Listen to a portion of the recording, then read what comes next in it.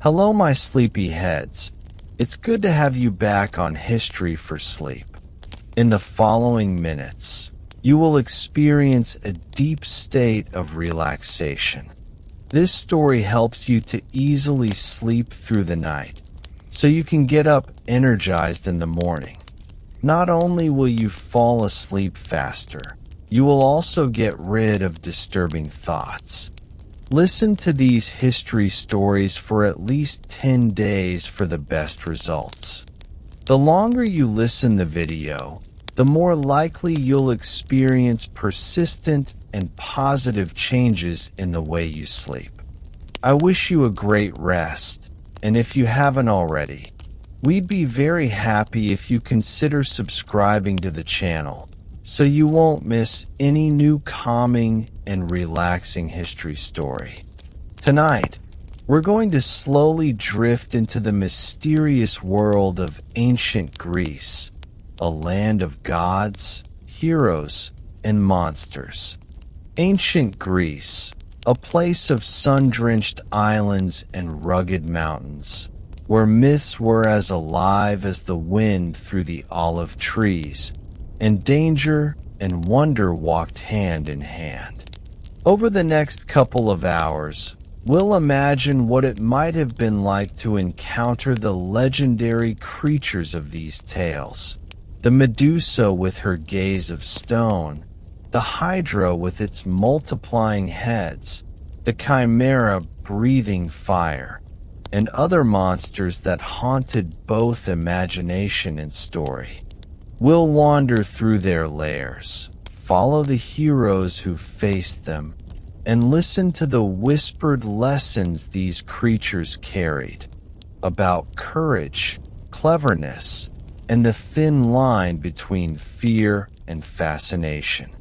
But before you get comfortable and let your mind drift into this ancient world, I'd love it if you could take a gentle moment to like this video and subscribe.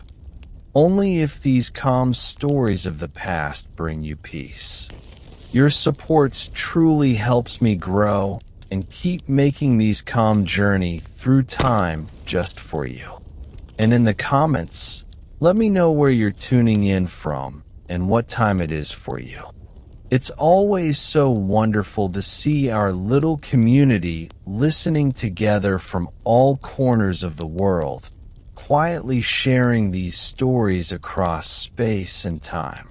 So, settle in, dim the light, maybe turn on the fan, take a slow breath, and let us step softly into ancient Greece. Now, let's begin. Tonight, we begin with the story of Heracles, known to the Romans as Hercules, whose name echoes with strength and legend across the centuries. Yet, before the great hero completed his mighty labors, before his triumphs and feats filled the scrolls of poets, there was darkness. At the heart of his tale lies a tragedy that was not of his own making, but one planted by the jealousy of the goddess Hera. Heracles was the son of Zeus, king of the gods, and a mortal woman named Alcmene. To Hera, Zeus's wife, this child was a living reminder of her husband's betrayal, and from his birth she marked him with her hatred. As you lie back and listen, picture the quiet hills of Greece, the olive trees swaying under the warm air, and a child destined to grow into unmatched power, but also destined to carry the heavy burden of divine enmity. Tonight, we will wander slowly through this part of his life, when Hera's curse brought madness upon him, reshaping his path forever.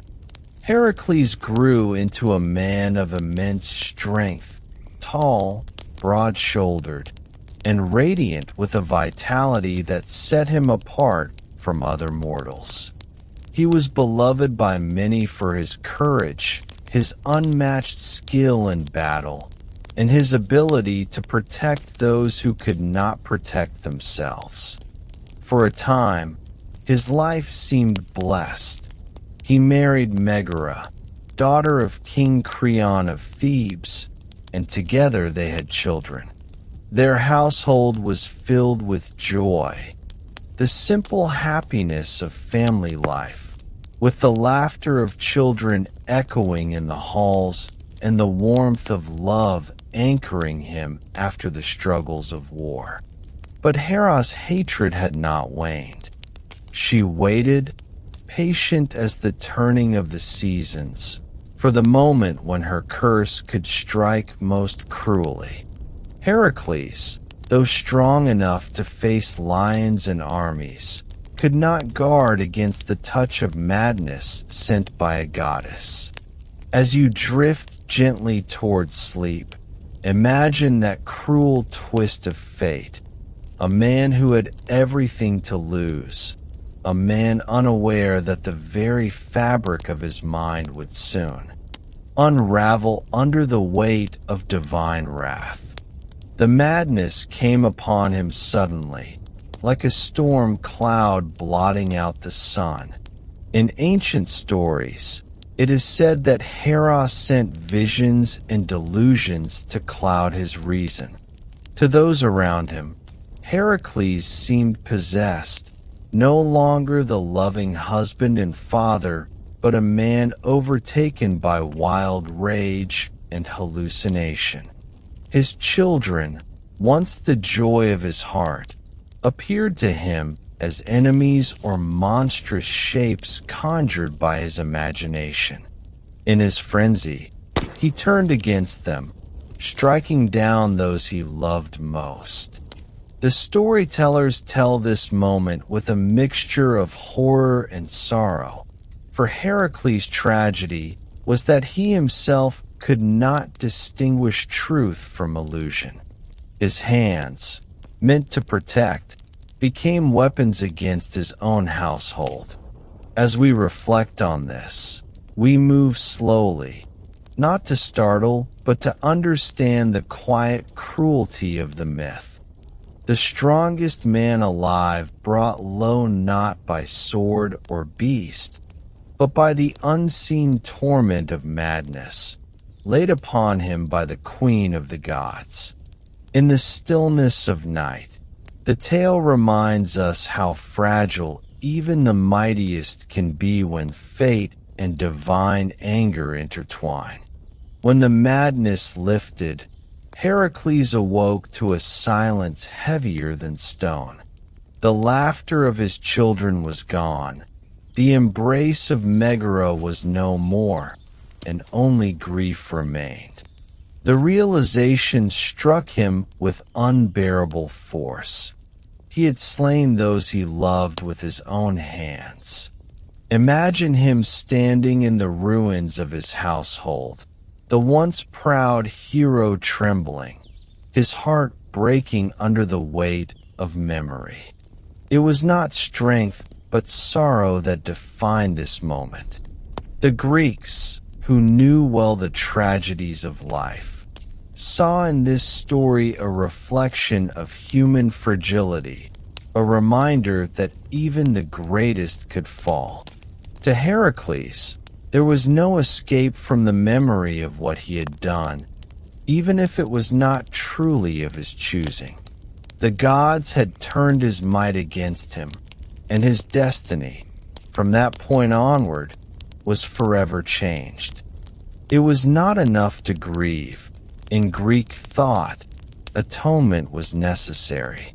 And so, Heracles, broken but unyielding, set out on the long path of redemption that would become the 12 Labors. But before the tasks, before the glories sung by poets, came this dark, sorrowful beginning, a man crushed under the curse of Hera. In Thebes, where the tragedy unfolded, whispers spread quickly. People looked upon Heracles with fear and pity, unsure if he was still the hero they once celebrated. Some blamed the gods. Others spoke only of the horror of what they had witnessed. Yet Heracles himself could not remain. In ancient Greece, when such blood was spilled, whether intentional or not, ritual cleansing and penance were demanded. The weight of guilt was not his alone to bear, but extended to the community, for all were tied together under sacred law.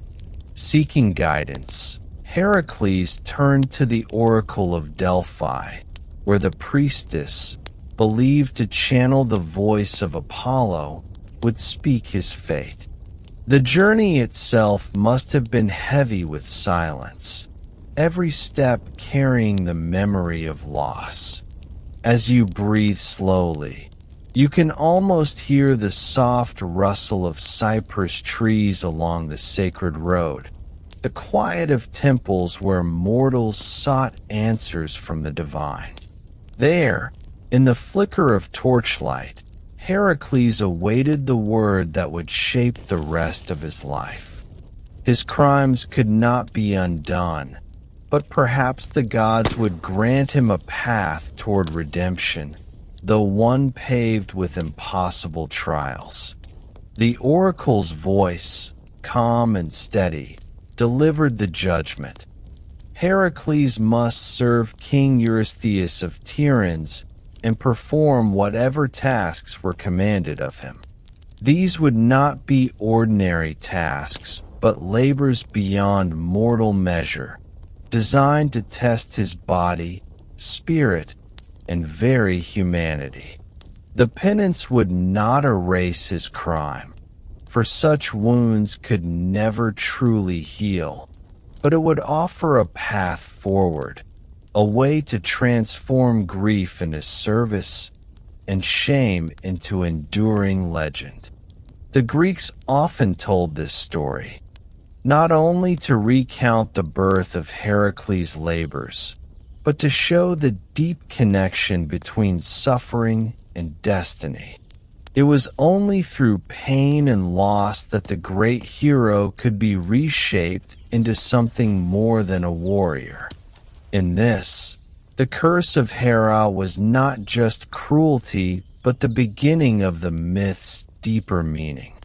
For listeners seeking rest, let the rhythm of this thought carry you, that even from the darkest nights, paths can unfold, and even the strongest are not spared sorrow. Heracles' journey was just beginning, but already it was softened by the quiet inevitability of fate. As you sink further into this calm retelling, imagine Heracles preparing to leave behind the ruins of Thebes. He was no longer the joyful husband or proud father. He was a wanderer marked by sorrow, a man whose strength had betrayed him. His name, once tied to victory and protection, was now whispered with both awe and fear.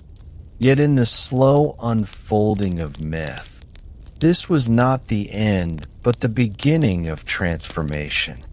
Hera's curse had sought to destroy him, but in doing so it set him on a path that would elevate his story beyond that of any mortal. The gods had turned tragedy into destiny, sorrow into the seed of legend. For those listening in the stillness of night, let your breath match the slow pace of the tale, in and out, calm and steady, as Heracles begins his long march toward the impossible tasks ahead. His heart was broken, but his journey was only just beginning. Thus, the 12 labors of Heracles were not born from glory, but from grief. Behind every heroic feat lies the shadow of his madness, the curse of Hera that took from him everything he loved. This is why the Greeks told his story not merely as a series of victories, but as a meditation on suffering, endurance, and the human search for redemption. To close this part of the tale, picture Heracles standing at the threshold of a new life, one stripped of comfort and family, bound only by the heavy chains of fate. He could not undo the past, but he could walk forward, step by step, into the trials that would define him. And so, as you listen with heavy eyes and a quiet heart, remember that in the myths of old, even the strongest needed to journey through sorrow before reaching greatness. Tonight, we leave him there, standing under the stars of ancient Greece, preparing for the labors that awaited him, his figure both tragic and heroic, forever marked by the curse of Hera. The 12 Labors of Heracles began with a beast that seemed more myth than flesh, the Nemean lion. Sent by King Eurystheus as the first of Heracles' trials, it was no ordinary animal. In the rolling hills of Nemean, villagers lived in fear, for the lion prowled their lands with a hide so thick that no spear or arrow could pierce it. Farmers abandoned their fields. Shepherds watched helplessly as their flocks were devoured, and travelers whispered prayers when crossing its shadowed territory. The choice of this task was no accident. Eurystheus, jealous and fearful of Heracles' strength, hoped that the lion would bring about the hero's end. Yet, as with all myths, the trial was as much about the man as the beast. Imagine the quiet moment before Heracles set out. The fields of Thebes left behind, his heavy heart still carrying the memory of madness, and now his first step into redemption. The road was not grand or golden, but dusty, winding through olive groves and quiet hillsides where the air was heavy with the hum of insects. With every step, the tale slowed, and the weight of destiny grew. As Heracles walked into the region of Nemean, stories of the lion surrounded him. Some said it was born of the monstrous Typhon, the father of many horrors. Others believed it was a child of the moon goddess Selene, a creature placed upon the earth as a living terror. Whatever its origin, its invincibility was agreed upon. Heracles, strong though he was, could not rely on his weapons alone. Along the way, he sought shelter in a humble village where frightened faces greeted him. By lamplight, villagers told him how the lion descended from its cave at dusk, its roar shaking the ground, its golden hide glinting even in moonlight. No one dared challenge it. Heracles listened calmly, his broad frame casting long shadows across the firelit walls. He did not boast or frighten, but simply nodded, for he understood the weight of the task. In the hush of the night, he prepared his bow, sharpened his arrows, and gripped his mighty club. Yet in his heart, there was no illusion. This would not be a battle won with weapons alone, but with wit, patience, and sheer resolve. The next morning, Heracles tracked the lion through the hills of Nemean. The land was strangely quiet, as though even the birds and insects feared to stir when the beast was near. Following broken branches and claw marks gouged deep into the trees, he moved with steady steps, his breathing slow and measured, each sound blending into the stillness of the wild. At last, he saw it, a golden shape moving among the rocks, its mane thick and radiant, its body larger than any lion known to man. With a roar that rolled across the valley, the creature announced its presence, sending echoes bouncing from cliff to cliff. Heracles raised his bow, his hand steady as he released an arrow. It struck true, yet fell uselessly from the lion's hide, clattering against the stones. Another arrow followed, and another, each with the same fate. The beast, unharmed, turned its gaze upon him, its eyes burning with feral light. For the first time, Heracles felt the full measure of the trial. He could not defeat this monster as he had defeated men in war. The lion was something greater, untouched by iron or bronze, a living riddle set before him by the gods. The lion charged, its paws striking the earth like thunder, and Heracles braced himself, gripping his club. With a mighty swing, he struck the beast across the head. The sound echoed like wood striking stone, yet the lion only staggered before regaining its balance. Snarling, it leapt toward him, claws flashing, and Heracles barely managed to shield himself with his arm. The fight was brutal, each blow met with growls and roars that shook the hills. Yet, as the battle raged, Heracles realized he could not continue to fight in the open. The lion was too strong, too resilient, and he was only exhausting his strength. Pulling back, he followed the beast toward its lair, a dark cave hidden in the rocky hills. There, he observed something curious. The cave had two openings, one at the front and one at the back. A thought came to him, clear as the morning sky. If he could block one entrance, he could trap the beast inside, forcing it to fight on his terms. So, gathering stones and brushwood, he labored quietly, sealing one passage. Then, with slow, deliberate steps, he entered through the other, carrying only his club and his resolve. Inside the cave, the light dimmed, and the air grew heavy with the scent of the beast. Heracles' eyes adjusted slowly until he saw the lion, its golden body glinting faintly in the gloom. It growled low, a sound that vibrated through the walls of stone. This was no longer the vast open hills, but a confined space, where the monster's strength was balanced against the hero's cunning. Heracles cast aside his bow, knowing it was useless, and gripped his club.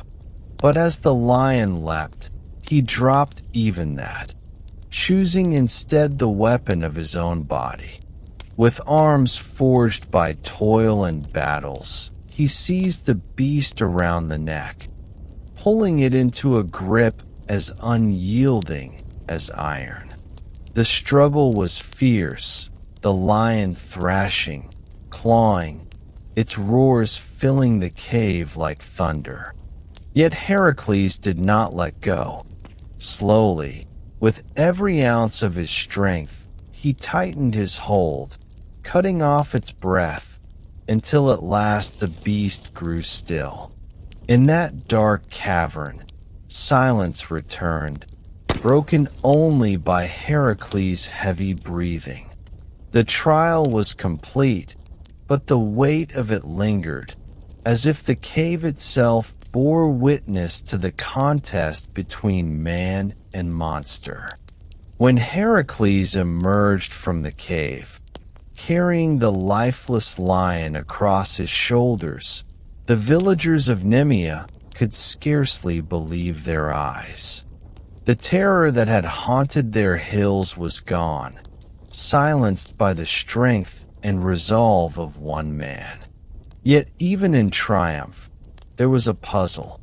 How could he prove his victory to Eurystheus? No blade had pierced the beast's hide, and even now, when Heracles tried to cut it with his knife, the skin resisted. It was then that Athena, the goddess of wisdom, appeared in some versions of the story. She gently guided him, telling him to use the lion's own claws to cut through its pelt, for only they were sharp enough to pierce its hide. Following her advice, Heracles skinned the beast and took its golden pelt for himself. From that day forward, he wore it draped across his shoulders, the head resting like a hood upon his own, a cloak of invulnerability. The sight of him clad in the lion's skin became his most enduring image, a man transformed by his trial, carrying not only the memory of struggle, but the symbol of triumph upon his very body. With the lion slain, Heracles returned to King Eurystheus, who had awaited the news with a mixture of hope and dread. When he saw the hero clad in the impenetrable skin, Eurystheus was overcome with fear. He realized that the man before him was not weakened by grief or broken by tragedy, but forged into something even stronger. Some say Eurystheus was so frightened that he forbade Heracles from entering the city itself, ordering him instead to deliver proof of each labor at the gates. The first trial, meant to destroy him, had instead given him a symbol of power and resilience. And so, in the quiet rhythm of myth, the 12 labors began not with glory freely chosen, but with a man burdened by sorrow, carrying the curse of Hera, proving himself not to others, but to the gods who had set his fate. As listeners tonight, we can let this image linger. Heracles, cloaked in the lion's skin, walking steadily under the starlight of Greece, his path stretching forward into unknown trials, his figure both human and something more. Thus ended the first labor of Heracles, the trial of the Nemean lion. In it, we find more than the clash of man and beast. We find the quiet unfolding of destiny. The lion, invulnerable to weapons, could only be defeated by patience, cunning, and sheer will.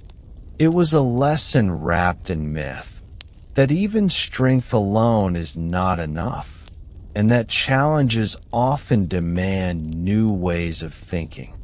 For Heracles, it was the first step on a long road of redemption, a journey where each labor would test not only his power, but his spirit. For us, listening in the stillness of night, it is a tale that soothes with its rhythm, its ancient wisdom flowing gently like water. The image of the cave, the struggle, and the final silence reminds us of the stillness that follows every storm. And as the night deepens, so too does Heracles' path, with 11 labors yet to come. For now, we leave him draped in the lion's skin, his figure fading into the quiet hills of Greece, while you drift further into rest, guided by the calm retelling of myths meant not to excite, but to carry you softly into sleep. After the Nemean lion had fallen, Heracles' path did not grow easier. King Eurystheus, hoping always to see him fail, set before him the second labor, the slaying of the Lernean Hydra. This was no ordinary serpent, but a creature of dreadful renown, dwelling in the marshes near the town of Lerna, where stagnant waters and thick reeds created a land half submerged in mist. The Hydra was said to possess many heads, some say 9, others more, and with each one cut off, 2 more would grow in its place.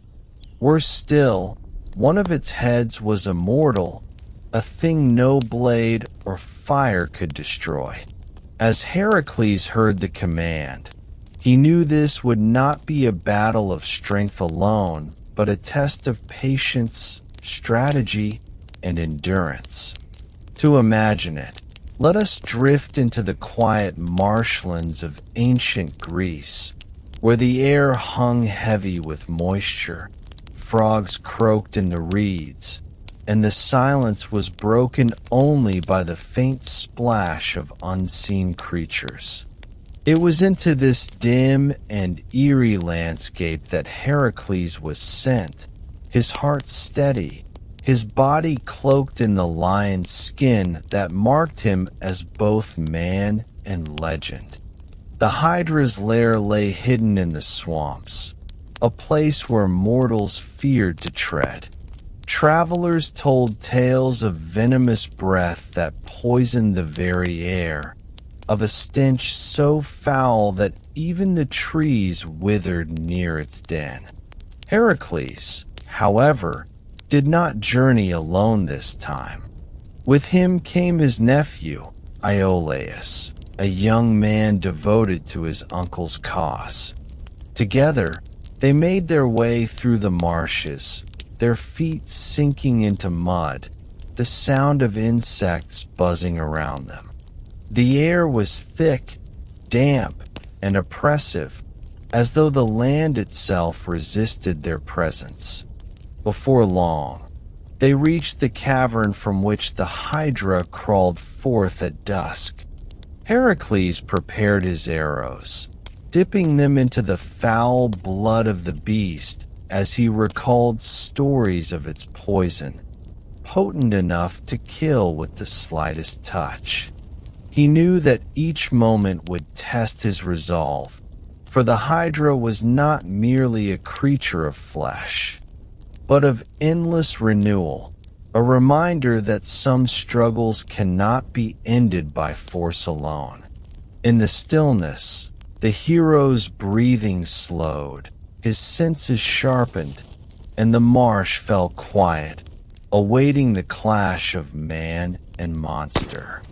When the Hydra emerged, the ground trembled under its coils. Its many heads hissed in unison, tongues flickering, eyes glinting like embers in the mist. Heracles lifted his bow and let fly a storm of arrows, striking into its writhing mass. Yet the beast pressed forward, unharmed, its scales glistening with venom. Dropping the bow, he raised his club and rushed into the fray, striking one head clean from its body. But to his horror, from the wound sprouted 2 more, each snapping and thrashing with renewed fury. Again and again he struck, but each effort multiplied the beast before him, until it seemed the very swamp itself was alive with hissing, writhing heads. For a moment, even Heracles, mighty as he was, felt the edge of despair. The Hydra was not meant to be defeated through strength alone, but through wisdom. And here, Iolaus, faithful companion, stepped forward. With a torch pulled from the marsh's reeds, he set fire to brushwood, the flames glowing in the night. Together, they discovered the secret. As Heracles struck ahead, Iolaus burned the stump, sealing the wound and preventing new heads from growing. Slowly, Deliberately, they pressed on, fire and strength working hand in hand. The battle stretched on. Each had a challenge, each strike followed by a burst of flame. The swamp filled with smoke, its heavy air now mingled with the sharp scent of burning flesh. The Hydra roared, its heads writhing and snapping, yet for the first time it began to falter. With every head destroyed and cauterized, its strength diminished. Finally, all that remained was the immortal head, black-eyed and hissing with fury, refusing to yield even as the body weakened. Heracles, knowing no fire could harm it, changed his tactic. With unyielding force, he cut the head away, placed it beneath a massive boulder, and pinned it deep into the earth where it could never rise again. The Hydra was defeated, yet its legacy would live on in another form. For from its blood, Heracles collected poison, dipping his arrows into the deadly ichor.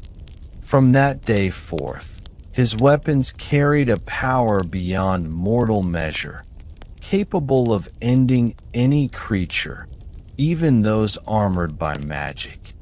Thus, the second labor came to its close, but with it came a new shadow, an inheritance of poison that would linger in his legend, shaping not only victories but future tragedies.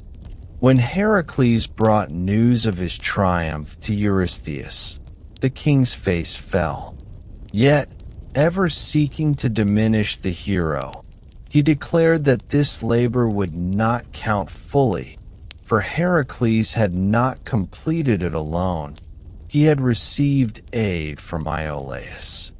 In this judgment we see not only the pettiness of Eurystheus, but the deeper truth of Greek myth, that even the greatest heroes are not solitary figures, but beings bound by bonds of family, friendship, and divine chance. Without Iolaus' fire, Heracles' strength would have failed. For the listeners tonight, let this thought rest softly in your mind, that no struggle is truly overcome in isolation, and that even in stories of might, the quiet help of another often makes the difference. Eurystheus' words could not erase what Heracles had accomplished, nor the courage it required to face a monster born of nightmare and swamp. And so, though counted or not, the slaying of the Hydra became one of the most enduring images of his labors, told and retold in the quiet evenings of Greece, and now, told once more as you drift toward sleep. The Hydra's story, like many in Greek myth, carried meanings beyond the surface. To the ancients, it symbolized the endless struggles of life, cutting away one problem only to have two more rise in its place. It was a parable for human persistence, the courage to continue even when challenges multiply beyond reason. For Heracles, it was also a reflection of his own life, his grief, his trials, the curse of Hera that haunted him like many snapping heads, each one striking whenever he thought himself free. By facing the Hydra, he faced a mirror of his own suffering, discovering that strength was not enough, but that endurance and the wisdom to adapt could carry him forward. As the night deepens, let this slow rhythm sink in, each head destroyed, each flame sealing the wound, each step a reminder that even endless challenges can be overcome one by one. In the steady pace of myth, as in life, persistence becomes its own kind of strength, guiding us through the shadows into calm. After the battle, the swamp of Lerna returned to silence. No longer did villagers fear the hissing of serpents in the mist or the venomous breath that poisoned the air. Yet the land bore scars of fire. The ground blackened where flames had burned, and the marsh water stained where Hydra's blood had seeped. Heracles, carrying the weight of both victory and exhaustion, walked back beneath the stars, his lion's skin draped across his shoulders, his quiver now filled with arrows tipped in poison.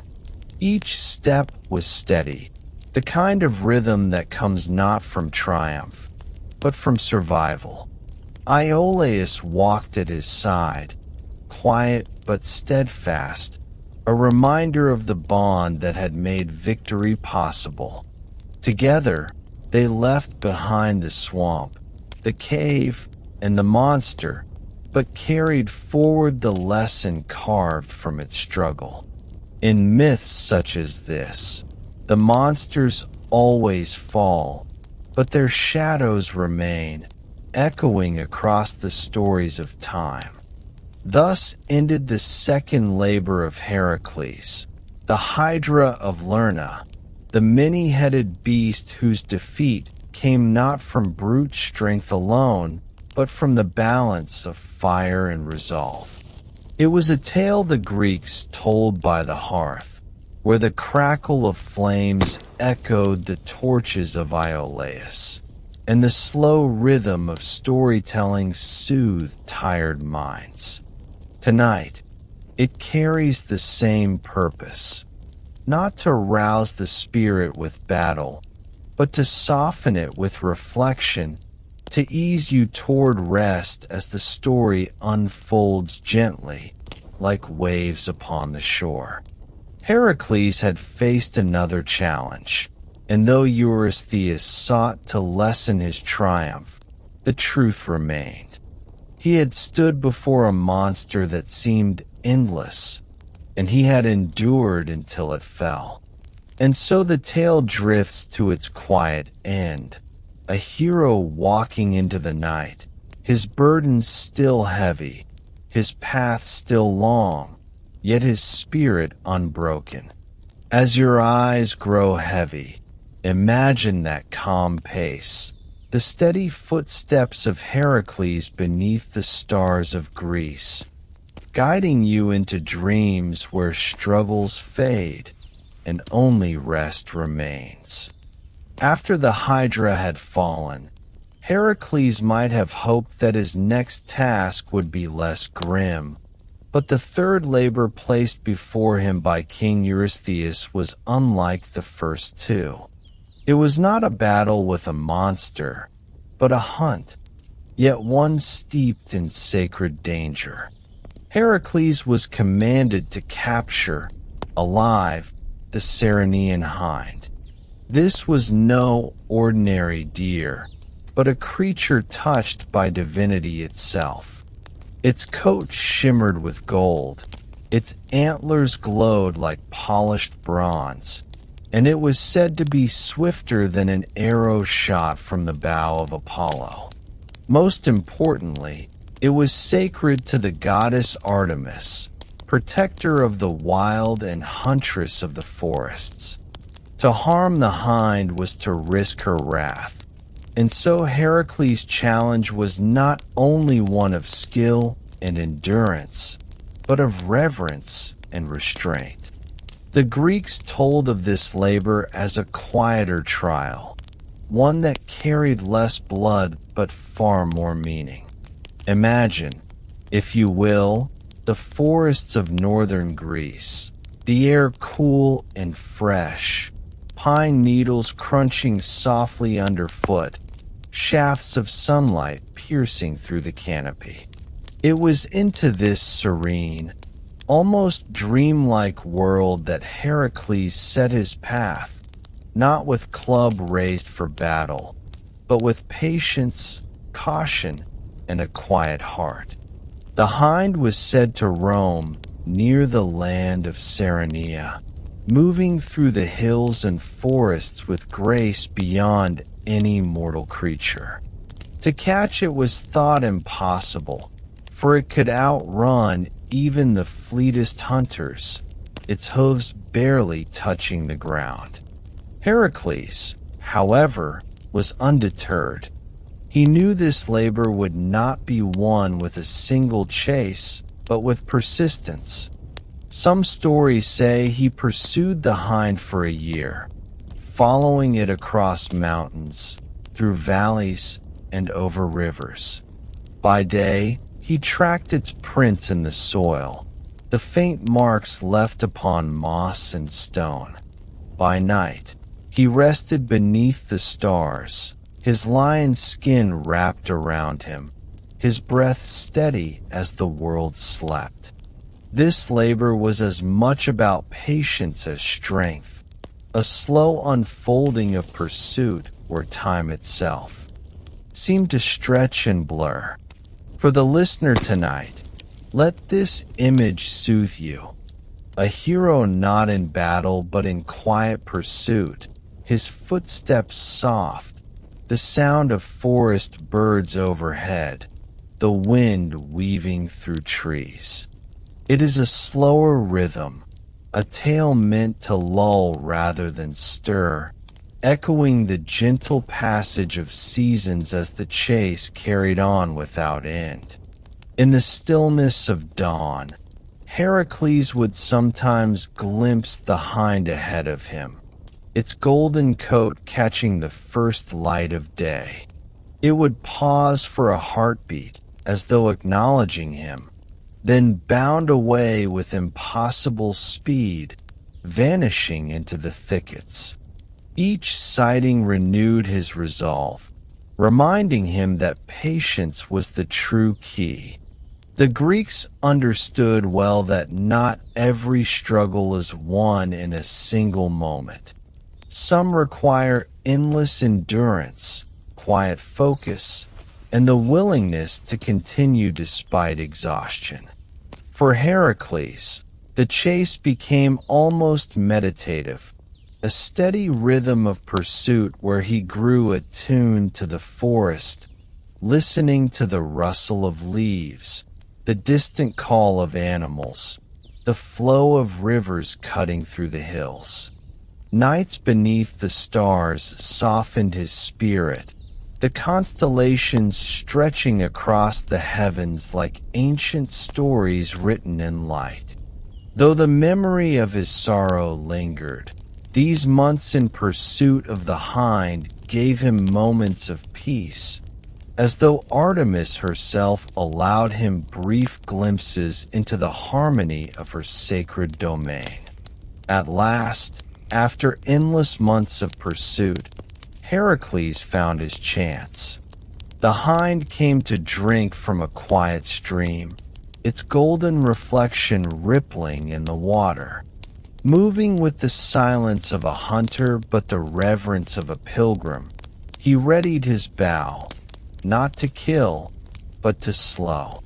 With careful aim, he loosed an arrow that struck the hind just enough to weaken its stride without spilling blood. The creature faltered, and Heracles rushed forward, wrapping it in his arms before it could flee. Even in his grasp, the hind's body trembled with life, its antlers gleaming, its eyes wide and shining with the light of the wild. To hold such a sacred being was to touch something beyond the mortal world. Heracles knew this victory was not his alone. It was granted only by patience and the grace of the gods. He whispered words of apology to Artemis as he secured the hind gently, promising to return it once his labor was done. This moment marked not triumph by conquest, but by balance, strength tempered with respect, power softened by restraint. Yet, As Heracles led the hind away, Artemis herself appeared, her presence radiant and commanding, the bow of the huntress in her hand. Her voice, though calm, carried the weight of divine anger. "Why have you laid hands upon my sacred creature?" Heracles bowed deeply, knowing the risk he had taken.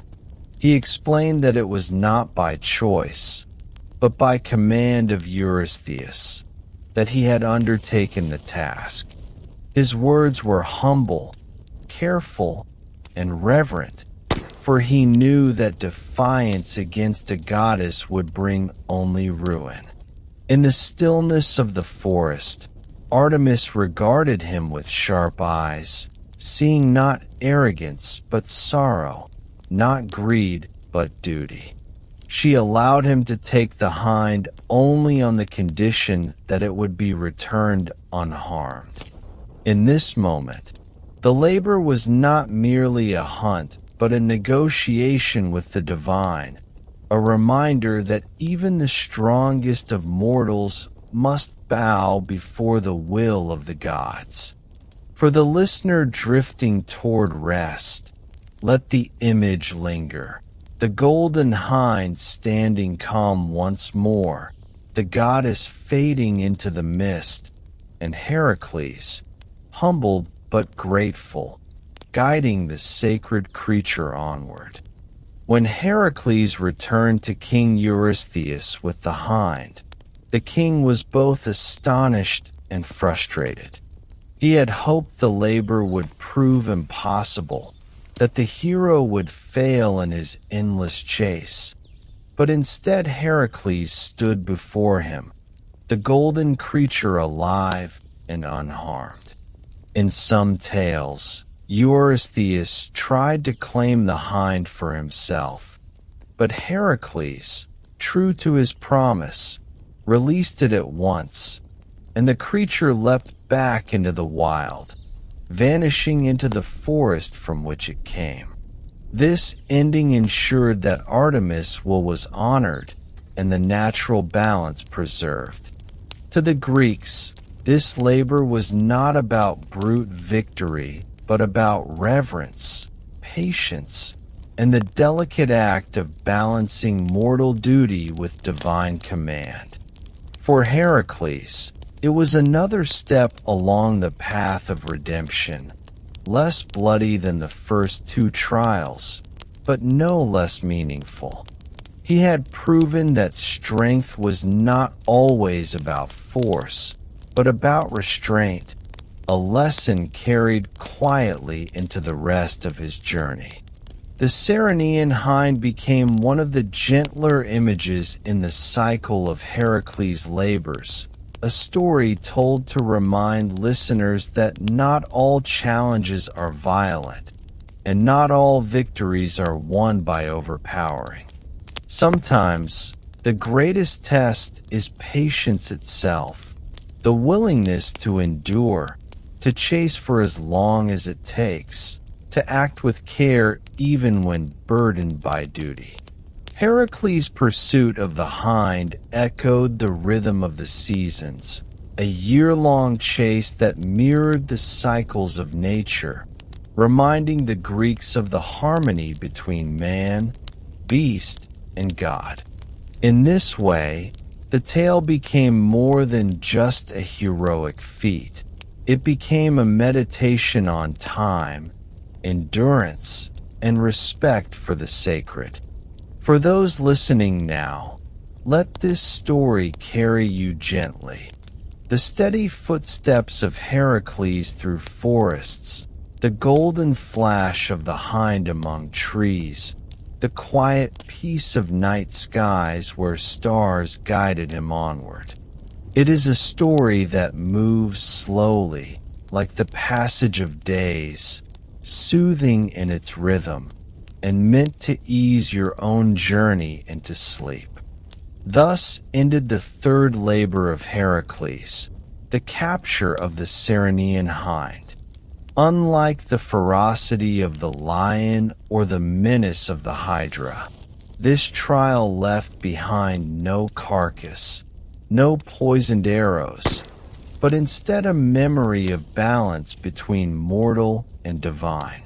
The hind was returned to its forest, Artemis well respected, and Heracles continued on his path, carrying with him the lesson of patience and reverence. In the quiet unfolding of his labors, this story stands as a softer note, a pause in the rhythm of trials, reminding us that even in legends filled with monsters and battles, there are moments of stillness and beauty. As you listen, let that stillness settle upon you like a blanket. The cool shade of the forest, the golden shimmer of the hind moving silently among the trees, the calm gaze of Artemis watching from afar. Heracles' journey was far from over, but for now, he had faced a trial not of force, but of restraint, and had emerged not only victorious, but wiser. And so, as night deepens, this tale closes with the gentle footsteps of a hero moving onward, leaving behind the whisper of leaves and the memory of a sacred hunt. When the golden hind was finally released back into the forests of Artemis, Heracles was given little time to rest. King Eurystheus, ever determined to see him fail, set before him a fourth labor, the capture of the Erymanthian boar. Unlike the shimmering hind, this creature was no symbol of divine beauty but a terror of the highlands, dwelling upon the slopes of Mount Erymanthus. The boar was said to be massive, larger than any ox, with tusks as sharp as spears and a rage that sent whole villages fleeing. In winter, when the snows lay thick upon the ground, it descended from the mountains, trampling fields, destroying crops, and scattering herds. The people who lived in its shadow whispered of it in fear, their lives ruled by its violent presence. For Heracles, this was not simply another monster to face, but a force of nature itself, wild, unpredictable, and rooted in the untamed mountains.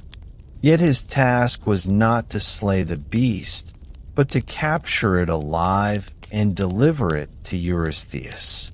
Such a demand was both cruel and cunning, for bringing the creature down without ending its life would test not only his strength, but his endurance, patience, and ingenuity. And so, with his lion's pelt wrapped around him and his club in hand, Heracles turned his steps toward the rugged slopes where the mountain winds howled and the shadows of the boar awaited. The path to Mount Erymanthus was long and cold, winding through forests where snow clung to the branches and streams froze into glassy ribbons. Heracles moved steadily, guided by the tracks of destruction left in the boar's wake. Trees lay uprooted, fences shattered, and the earth itself torn by hooves that gouged deep into the soil. Yet amid this chaos, there were also villages huddled in fear, their people trembling at the sound of the beast's roars echoing through the hills. When Heracles passed among them, they welcomed him as though a savior, whispering prayers that he might succeed where none had dared. The hero, though burdened by his labors, gave them reassurance, his calm presence easing their fears. He knew well that his struggles were not his alone, but for the safety of all who lived in the shadow of such creatures. As night fell on the mountains, Heracles made his camp upon the snow, the fire's glow flickering against the dark pines. Overhead, the stars burned cold and clear, and the air was sharp in his lungs. The mountain had its own rhythm, slower, heavier, demanding patience. In the silence of those nights, Heracles' journey became not only a pursuit of the boar, but also a lesson in endurance against the biting cold, the loneliness of the peaks, and the endless waiting for the moment when beast and man would meet. The boar itself was a creature of fearsome presence. The Greeks told of its hide as thick as armor, its tusks capable of tearing through stone. It was not a monster of cunning like the Hydra, nor divine like the Hind, but a raw embodiment of wild fury. When it charged through the forests, snow and branches scattered in every direction, and its bellowing roar sent even hunters fleeing. To face such a beast required not just courage but cleverness, for Heracles could not simply strike it down. He had to outlast it, to bring it alive, which meant exhausting its strength without yielding his own. This task was as much a game of patience as of power.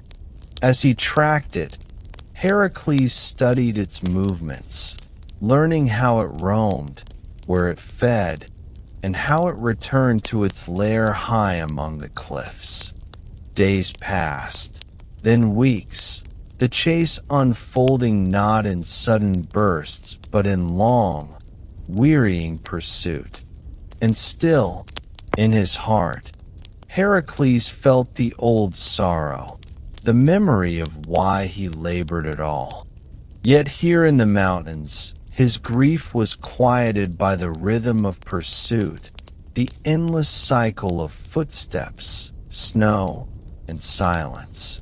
For the listener drifting now into rest, let the image linger, the boar crashing through drifts of snow, the hero following patiently behind, his breath steady, his gaze unwavering, the mountain echoing with the sound of a hunt that stretched on and on. In some versions of the tale, Heracles sought guidance from the wise centaur Chiron as he made his way into the highlands. Chiron, unlike his kin, was gentle and learned, a teacher of heroes rather than a beast of untamed impulse. From him, Heracles gained not only counsel on how to endure the mountain's perils, but also warmth of companionship in a world where his labors often left him alone. Around a crackling fire, Chiron may have spoken of the mountain winds, the habits of the beast, and the need for patience above all. He reminded Heracles that even the strongest creatures could be undone not by force, but by time and weariness. With this wisdom, Heracles pressed onward, heart steadied by the reminder that every labor, no matter how terrible, was another step on the long road to redemption. To imagine this moment is to feel the calm of friendship amid hardship. Two figures in the frozen night, their voices low, the fire flickering, the stars wheeling slowly above. For a time, Heracles was not a cursed hero, but simply a traveler pausing to share wisdom by the fire. It is a softer memory within a story so often filled with strife, a reminder that even in the harshest trials, there are moments of rest and reflection that soothe the weary heart. When the time came at last to confront the boar, The mountains were deep in winter. Snow lay thick upon the ground, muffling every sound, and the cold winds bit like knives. Heracles tracked the beast to a glen where it foraged, tearing through the undergrowth with its mighty tusks. He approached carefully, his footsteps hushed by the snow, waiting for the moment when the boar would charge. And when it saw him, its fury was immediate. With a roar that shook the forest, the creature thundered forward, its tusks gleaming, its breath steaming in the frigid air. Heracles stood his ground, then turned to lead it into the deep snowdrifts where its strength would falter. The chase was wild, the ground shaking beneath the beast's weight, but Heracles was tireless, guiding it higher into the frozen peaks, where each step for the boar grew slower, heavier. Snow clung to its legs, ice numbed its rage, and gradually its fury gave way to exhaustion. The mountain itself had become Heracles' ally, sapping the creature's strength until at last it stumbled, its breath ragged, its power spent. In that final moment, Heracles leapt upon the boar, binding it with chains and ropes, his strength holding firm as the beast thrashed beneath him. Yet even then, he did not strike it down. The labor was not to kill, but to capture, and so he held fast, calming the creature until it lay bound, its fury slowly subsiding into weariness. The mountain winds howled around them, carrying the sound away into the distance, as though marking the end of a long and patient hunt. For Heracles, this labor had tested him not in sudden combat, but in endurance, in cleverness, and in restraint. It was another lesson in the balance between power and control, between the impulse to destroy and the duty to preserve. The boar, still alive and mighty even in defeat, became a living proof of his triumph. For those listening now, let the image drift across your thoughts. The great beast subdued but breathing, the hero standing tall against the endless snows, the quiet calm of the mountains settling after the storm of pursuit. It is a moment of stillness earned through patience, a reminder that not all victories are loud or final, but often quiet and enduring. When Heracles returned with the boar, Eurystheus could scarcely believe his eyes.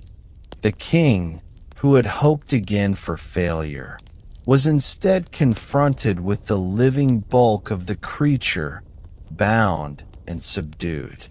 Some say that Eurystheus, terrified at the sight of the beast, fled into a great bronze jar to hide himself, peering out only once the danger was safely removed. His fear was a sharp contrast to Heracles' steady endurance, a reminder of the difference between a ruler who commanded trials and the hero who bore them. Once the labor was complete, the boar was released back into the wild, its place in the natural order preserved, much as the hind before it had been returned to Artemis forests. In this way, the labors of Heracles were not only trials of conquest, but also acts of restoration, returning balance where chaos or cruelty had reigned. For the listener easing into rest, picture this quiet ending. The boar retreating into the snows, free once more, the mountains silent again, and Heracles turning back toward the long road of his labors, another trial behind him, and many more still ahead. Thus ended the capture of the Erymanthian Boar, a labor of endurance and patience played out upon the frozen peaks of a winter mountain. Unlike the swift Hind or the deadly Hydra, this trial was not a battle of cunning poisons or divine sacredness, but a raw contest with nature's fury itself. Heracles had not slain the beast, but subdued it, proving that strength lies not only in destruction, but in restraint, in knowing when to hold back the final blow. This story, retold in gentle voices through the ages, carries with it the slow rhythm of pursuit, the long patience of waiting, the quiet endurance of a hero against the mountain winds. For those lying now in the stillness of night, let it settle over you like a blanket. The image of white snow falling softly over dark pines, the distant roar of the boar fading into silence, and the steady heartbeat of a hero whose labors, though many, moved always forward with calm determination. The mountains rest again, the beast sleeps once more, and Heracles, though weary, continues on his path. And as his footsteps fade into the distance, may your own breathing slow, your thoughts quiet, and sleep gather gently around you, like the stillness of snow upon the earth. After the snows of Mount Erymanthus and the fury of the boar, Heracles might have longed for rest, but Eurystheus had no such kindness. For the king's next command was not a battle against beast or divine creature, but a task so humiliating and foul that many believed it to be impossible. Heracles was ordered to cleanse the stables of King Augean of Elis. At first hearing, it might have sounded simple, even beneath the dignity of a hero. Yet these were no ordinary stables. Augean, blessed with immense wealth, possessed herds of cattle so vast that their numbers seemed endless. For years, their filth had piled high within the stables, uncleaned, fouling the air and spreading disease. The task was not simply disgusting, it was monumental. To remove in a single day what had gathered for decades seemed beyond the strength of any mortal. Eurystheus had chosen it well, thinking Heracles would refuse such degradation or fail in the attempt. But Heracles, bound by his labors, did not protest. He accepted the charge with quiet resolve, ready to face a challenge not of combat, but of ingenuity. For him, this labor would become not only a test of strength, but of wit, a puzzle as much as a trial, and one remembered as among the strangest of all the deeds he performed. The journey to Elis took Heracles through gentler lands, where fields stretched wide and rivers wound like silver ribbons through the countryside. The sun was warmer here, the air softer than the frozen peaks he had left behind. But as he neared the domain of Augean, the air grew heavy with stench. Even before the stables came into sight, the foulness carried on the breeze, a thick reminder of years of neglect. Farmers and shepherds spoke bitterly of Augean's wealth, for though he owned countless herds, he had not cared to maintain the filth they produced. Disease spread to the soil and water, threatening not only his lands but the lives of those around him. It was into this mire that Heracles came, no longer facing claw or tusk, but something more insidious, the decay of neglect and greed. For the people of Elis, the stables had become a symbol of Augean's pride, his refusal to tend to the burdens of his own prosperity. And so, when Heracles arrived, many doubted he could succeed. How could one man, even the strongest of heroes, remove mountains of filth in the span of a single day? Yet Heracles, gazing upon the swollen herds and the endless stables, did not despair. He understood at once that brute force alone would not serve him here. This was a labor that would demand cleverness, patience, and perhaps the aid of nature itself. King Augean himself was no humble man. When Heracles approached him with the command of Eurystheus, Augean mocked the very idea that the stables could be cleansed in a day. Still, Heracles proposed a bargain. If he should succeed, Augean would owe him a portion of the rich herds in payment for his labor. Amused, and perhaps certain of Heracles' failure, the king agreed.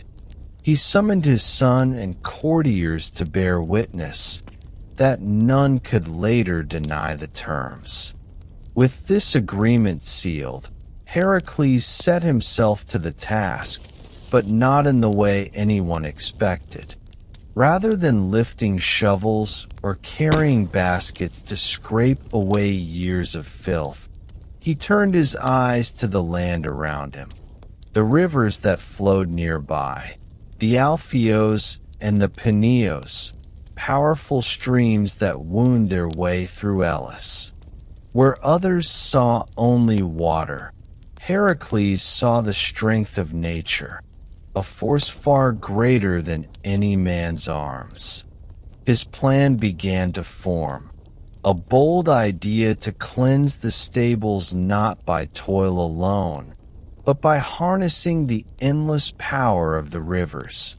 This was not a labor of blood or battle, but of cunning and engineering, the kind of wisdom that showed the Greeks that strength was never enough without thought to guide it. With iron tools and unyielding hands, Heracles began to carve channels into the earth. The people of Elis watched in silence as he tore through soil and stone, shaping new paths for the waters to follow. Sweat mingled with the dust upon his brow, but his movements were steady, his vision unwavering. As the channels deepened, the rushing sound of water grew louder, the rivers beginning to shift toward the stables. Heracles worked tirelessly, his strength matched only by his patience. For this was not the swing of a club, but the slow carving of earth, a labor that demanded persistence more than speed. At last, when the channels were complete, he broke the final barrier and unleashed the waters. With a thunderous roar, the rivers surged into the stables, their currents tearing through the years of filth, sweeping it away in torrents. The foul air gave way to freshness, the ground cleansed by the force of nature itself. What had seemed impossible for a man was done by the power of rivers, bent to his will by strength and ingenuity. In a single day, the Augean stables were cleansed, the labor accomplished not by sheer might, but by wisdom paired with endurance. The sight was astonishing. Where once mountains of waste had stood, now clear earth was visible, washed clean by the ceaseless rush of water. Cattle wandered again in spaces free of decay, and the foul stench that had plagued the land for generations was swept away. The people marveled at Heracles' cleverness, for he had solved in hours what none had dared attempt in years. Yet when he returned to Augean for his promised reward, the king betrayed his word. Refusing to honor their bargain, Augean declared the cleansing had been a trick, unworthy of payment. Some say he even banished Heracles from his land, mocking him despite the labor accomplished. This betrayal revealed the true filth of Elis, not the waste of the cattle, but the greed of its king. For Heracles, it was another lesson carved into the long road of his penance, that victories do not always bring reward, and that even when the burden is lifted, injustice may remain. Still, the labor itself was counted among his triumphs, proof that no challenge, no matter how degrading or vast, could stand before his will. To the Greeks, the story of the Augean stables carried meaning far beyond the labor itself. It was told as a parable of cleansing, a reminder that filth, whether physical, moral, or spiritual, cannot be ignored forever. Just as Augean's pride had allowed the waste of his herds to grow unchecked, so too could corruption fester in the hearts of men, poisoning their lives and those around them. Heracles, in turning the rivers through the stables, became a symbol of purification, of renewal brought not through destruction but through restoration. The story resonated with farmers, shepherds, and city dwellers alike, for all understood the burden of neglect and the relief of cleansing. It was also a tale of wit, showing that strength alone is never enough without the wisdom to guide it. For listeners now, drifting into slumber, it becomes a gentler image, the steady flow of rivers washing through ancient stables, the sound of water carrying filth away, leaving the air clear and sweet once more. The task is complete, the ground is cleansed, and the land breathes freely again. The betrayal of Augean, bitter though it was, did not diminish the power of the tale. Later myths tell that Heracles returned to punish Augean for his deceit, bringing justice upon the king who had mocked him. But within the cycle of his labors, the cleansing stood as a triumph regardless of reward. Eurystheus, upon hearing how Heracles had completed the task, sought to dismiss it, claiming it did not count because the hero had sought payment. Yet all knew the truth.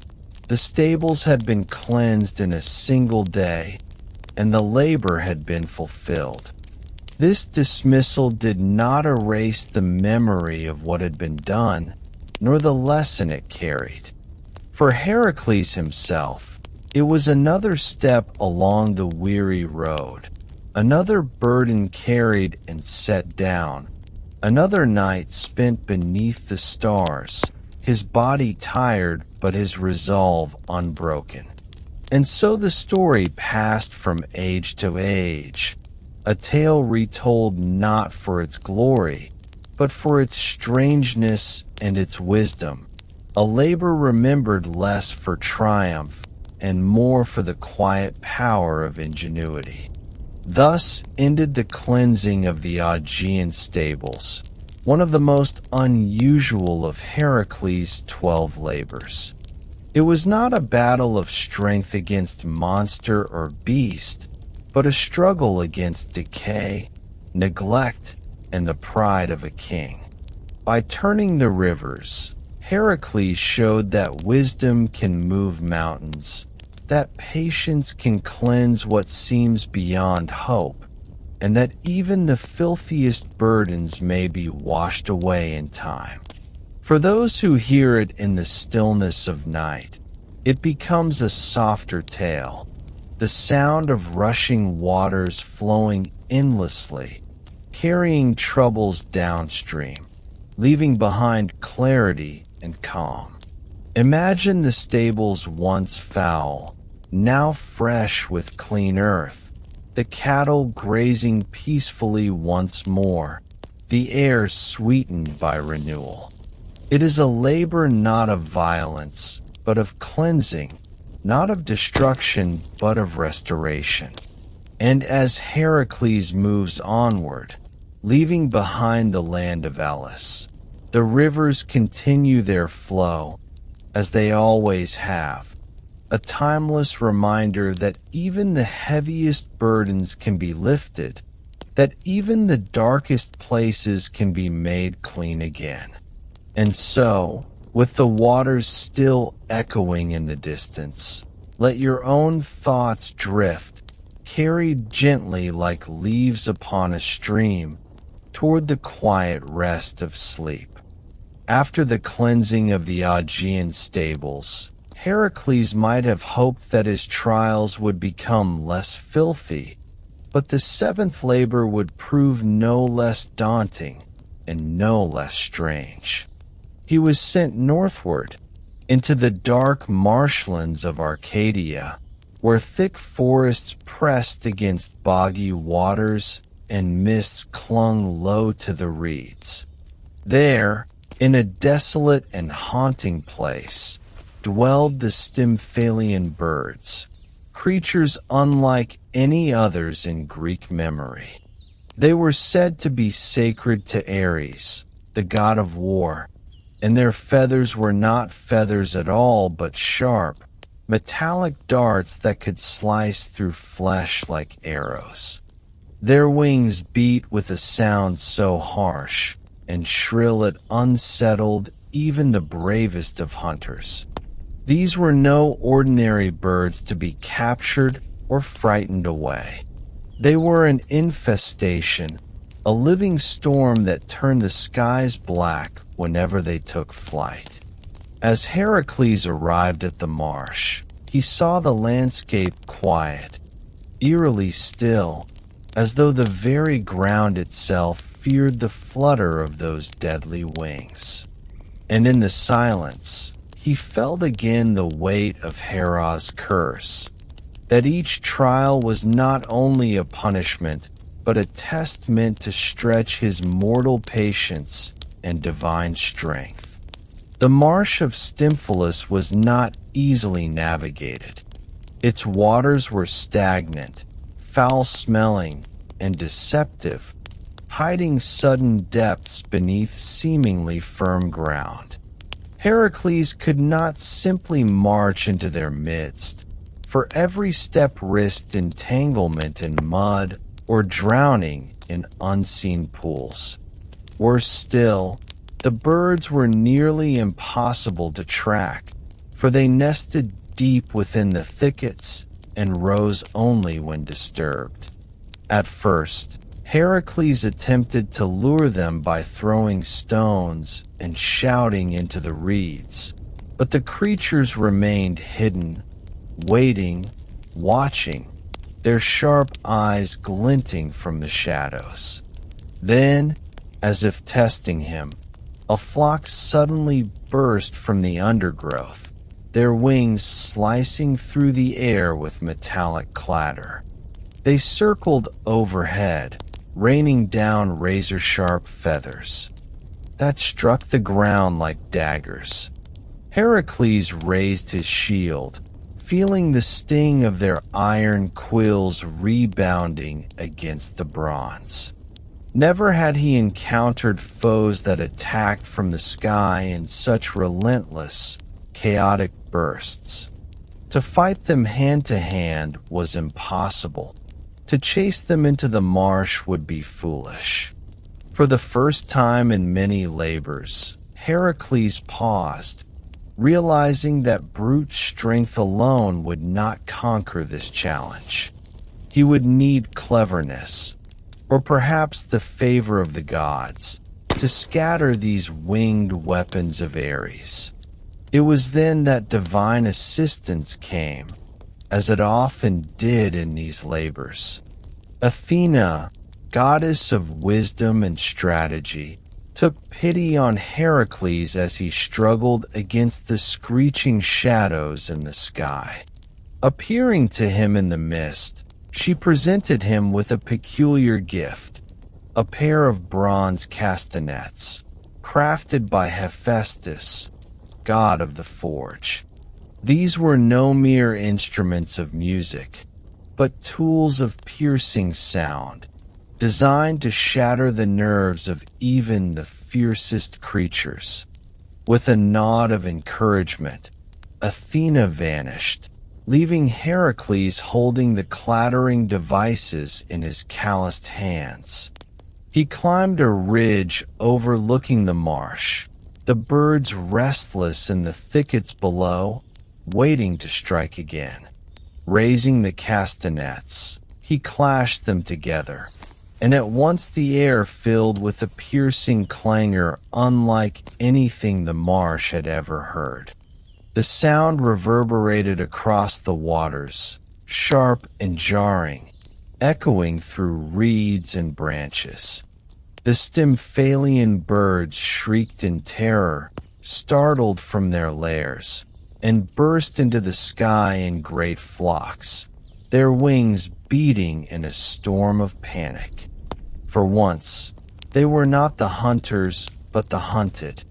Heracles, bow in hand, loosed arrow after arrow into the cloud of fleeing creatures, striking many as they scattered. Those not slain fled beyond the horizon, never to return to Arcadia.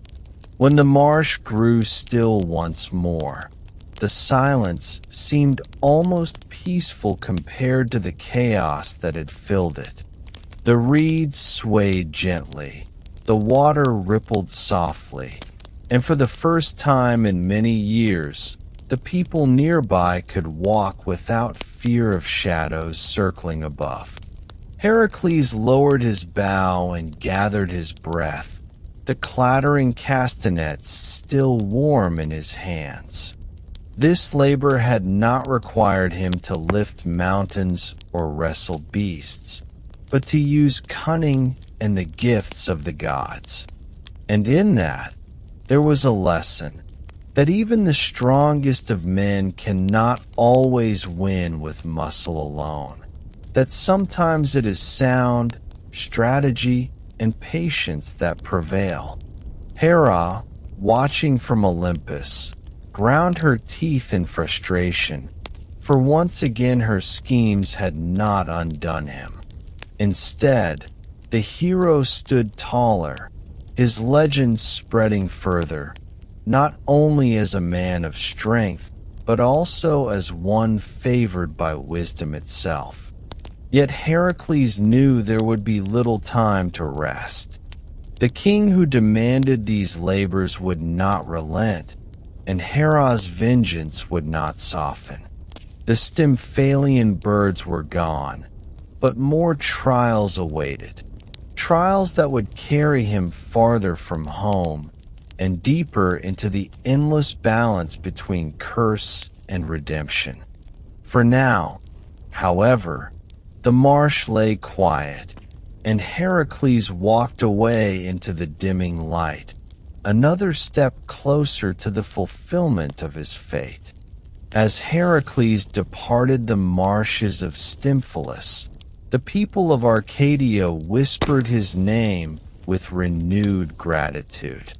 For years, they had lived in dread of those metallic-winged creatures, unable to farm their fields or walk freely without fearing the sharp rain of iron feathers.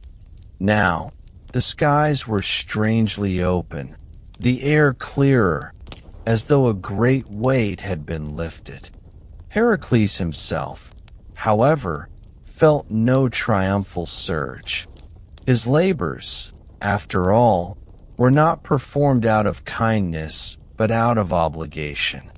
He knew well that Eurystheus, the king who commanded him, would not greet this victory with praise, but with scorn, and Hera would never allow a moment of peace to linger for long. Still, there was solace in the marsh's newfound quiet, in the thought that his presence had carved out a fragile reprieve for those who had suffered beneath the shadow of unnatural wings. For a man cursed with madness, forced into endless toil, there was comfort in knowing his strength had once more preserved lives, however briefly. The Stymphalian birds, though scattered, were not entirely destroyed. Ancient storytellers whispered that some flew east, vanishing over the seas, and others found refuge in distant, uncharted lands.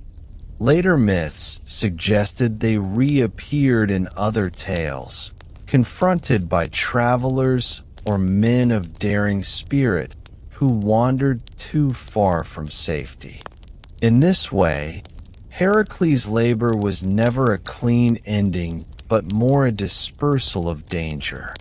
Such was often the pattern of his trials. The Hydra's heads burned, but its legend lingering. The lion slain, but its hide serving as constant reminder. The world was never fully cleansed, only shifted, reshaped, redirected. Perhaps that is why these myths endure, for they mirror the reality of human struggle. Victories are temporary, dangers change form, and yet life goes on. Heracles himself may have sensed this truth as he glanced back at the marsh one final time, knowing that while his arrows had cleared the skies, Hera's anger would not be so easily quieted. In later ages, poets described the sound of Heracles' bronze castanets as a kind of music of deliverance. The clashing rhythm, though harsh, became symbolic of sudden revelation, the way fear can scatter when faced with a louder force, the way chaos flees when confronted by certainty. Sleepy listeners might imagine it, the steady hands of the hero shaking the instruments, the sharp echo cascading across water, startling every creature in its reach. And then, silence, total, cleansing, almost sacred. Perhaps this moment was less about slaughter and more about transformation, the land shifting from torment to peace, the birds fleeing into stories rather than reality. Such moments of pause, when danger passes and stillness reclaims the earth, are like the quiet before sleep. Just as the marsh was emptied of its shrieking horrors, so too can the mind empty itself of racing thoughts, settling at last into calm. In this way, Heracles' labor becomes not only a myth of conquest, but also a metaphor for release. When Heracles returned to Eurystheus with news of his success, the king, as expected, met him not with gratitude, but with disdain. Some versions say Eurystheus was unimpressed, sneering that scattering birds was hardly a heroic feat, yet even this dismissal could not erase the truth. Heracles had once more accomplished the impossible, turning danger into safety through strength and divine aid. The people knew, the marshlands knew, even the gods knew. Hera, watching, seethed at the thought of his survival, but her curse only bound him further to his fate. Each labor completed, each story told, only deepened his legend, making him harder to erase. And so, Heracles shouldered his bow, set aside the castanets, and prepared for what lay ahead. The marsh faded into memory, and another trial awaited him beyond the horizon. For listeners tonight, this chapter closes with quietness reclaimed, birds gone, sky open, water still. The hero walks on, and we follow, step by step, toward the next labor, into the long night of myth and sleep. The next labor carried Heracles far from the marshlands of Arcadia, across the glittering waters of the Augean Sea, toward the island of Crete. It was a land steeped in ancient memory, where myths of kings, labyrinths, and sea-born creatures clung to every rocky shore. Eurystheus had commanded Heracles to capture the Cretan bull, a beast whose fury was said to shake the earth beneath its hooves. Unlike the wild animals he had faced before, this creature was bound to the will of Poseidon, god of the sea, and its presence on Crete had already brought disorder to the island's fields and villages. The bull was not only a terror in flesh, but also a symbol of divine conflict, for it had been sent as a sign to King Minos, ruler of Crete, who had once prayed for a gift from the sea. Poseidon had granted his request, sending forth the magnificent bull from the waves, expecting it would be sacrificed in return. But Minos, dazzled by the creature's beauty, had defied the god and kept the bull alive. For this insult, the god of the sea twisted the gift into a curse, filling the bull with uncontrollable rage. By the time Heracles arrived, the animal had long since become a menace, its roars echoing across valleys, its eyes glowing with the restless fire of divine anger. When Heracles set foot on the island, he was greeted not with fanfare, but with a quiet, nervous air. The people of Crete had grown accustomed to living in fear of the beast, keeping their distance from the places it roamed, repairing their ruined fields again and again after its rampages. Some whispered that Poseidon's anger still lingered, that no mortal man could ever truly master the bull. Yet Heracles, as always, listened little to whispers. He carried himself with the steady calm of one who had faced death 100 times and would face it 100 more.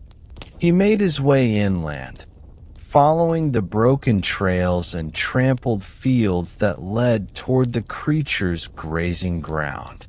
At last he saw it, massive and gleaming, its hide bright as polished bronze beneath the sun.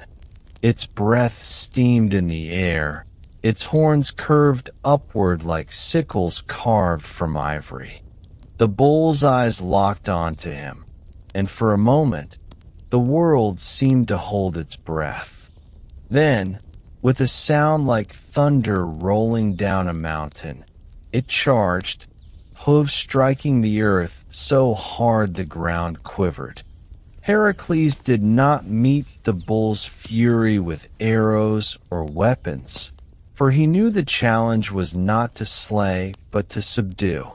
As the creature thundered toward him, he braced himself, muscles taut, and at the last moment sidestepped its horns, grasping its neck in a grip as unyielding as iron.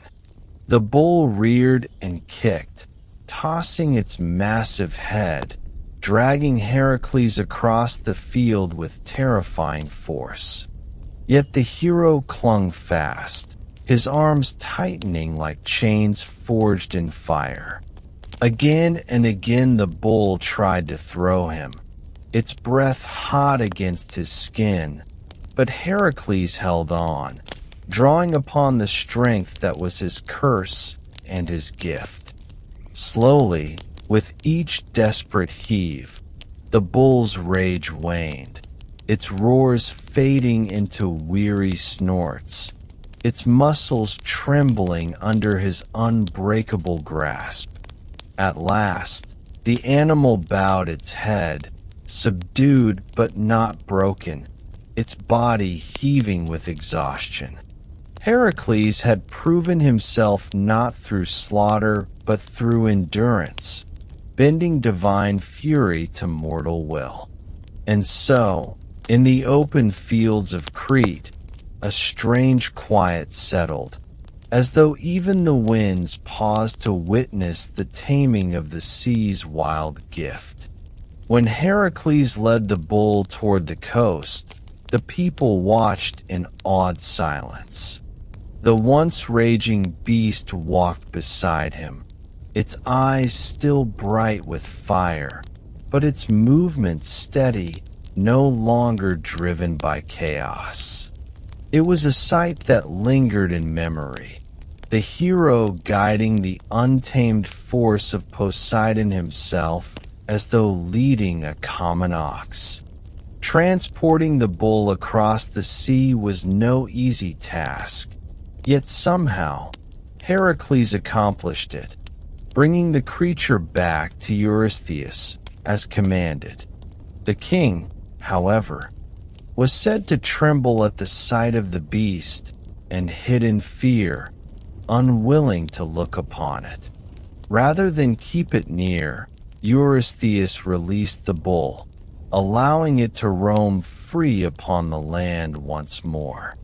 Some say the bull eventually wandered to Marathon, where it caused further havoc until meeting its end in another tale, linked forever to Theseus and the myths of Athens. Thus, Heracles' labor was not a conclusion, but another ripple in the long weave of Greek legend. For the hero, it was simply one more trial endured, one more burden carried. He did not linger in triumph, for he knew well that the labors stretched on before him like an endless road. Yet for the weary mind, this tale of man and beast may rest here, with the image of quiet waves against the Cretan shore, the fury of the bull subdued, and the hero walking onward into the gentle haze of myth and sleep. As the Cretan bull followed Heracles toward the ships, the landscape itself seemed to exhale a quiet sigh. The rampaged fields of Crete, once torn and trampled, lay behind them, and the gentle lapping of the Augean waves began to replace the bull's earlier roars. Heracles moved with careful steadiness, knowing that any sudden misstep could awaken the creature's lingering fury. Each step was measured, deliberate, as though the hero were coaxing not a beast, but the restless tides themselves into calm submission. The bull, enormous yet strangely obedient now, walked beside him with heavy, echoing footsteps. Farmers and villagers watched from a distance, holding their breath, marveling at the strange harmony between mortal and divine force. For once, the labor required no bloodshed, no brilliant stratagem beyond steadfast courage and calm endurance. The hero had transformed rage into obedience, fury into measured power, a lesson both subtle and profound. Sometimes mastery is not achieved through domination, but through presence, patience, and an unwavering hand. Boarding the ship was another challenge, for the Cretan bull was not accustomed to confinement, nor to the gentle rocking of waves beneath its hooves. Heracles guided it with steady hands, speaking softly, using strength only when necessary, easing the massive creature onto the deck with care. The people who witnessed this feat whispered in awe, for it was no ordinary bull, no simple labor, but a symbol of the impossible subdued. On board, the creature paced restlessly for a while, yet Heracles' calm presence kept it contained. Slowly, the rhythm of the sea began to soothe it, the crash of waves and the motion of the vessel blending into a strange lullaby. Even divine fury can tire. Even sacred rage can be quieted with patience, and Heracles had proven it. As the voyage continued, the hero had time to reflect. The bull was a living reminder of Poseidon's power, of the unpredictable forces that ripple through the world, touching man and land alike.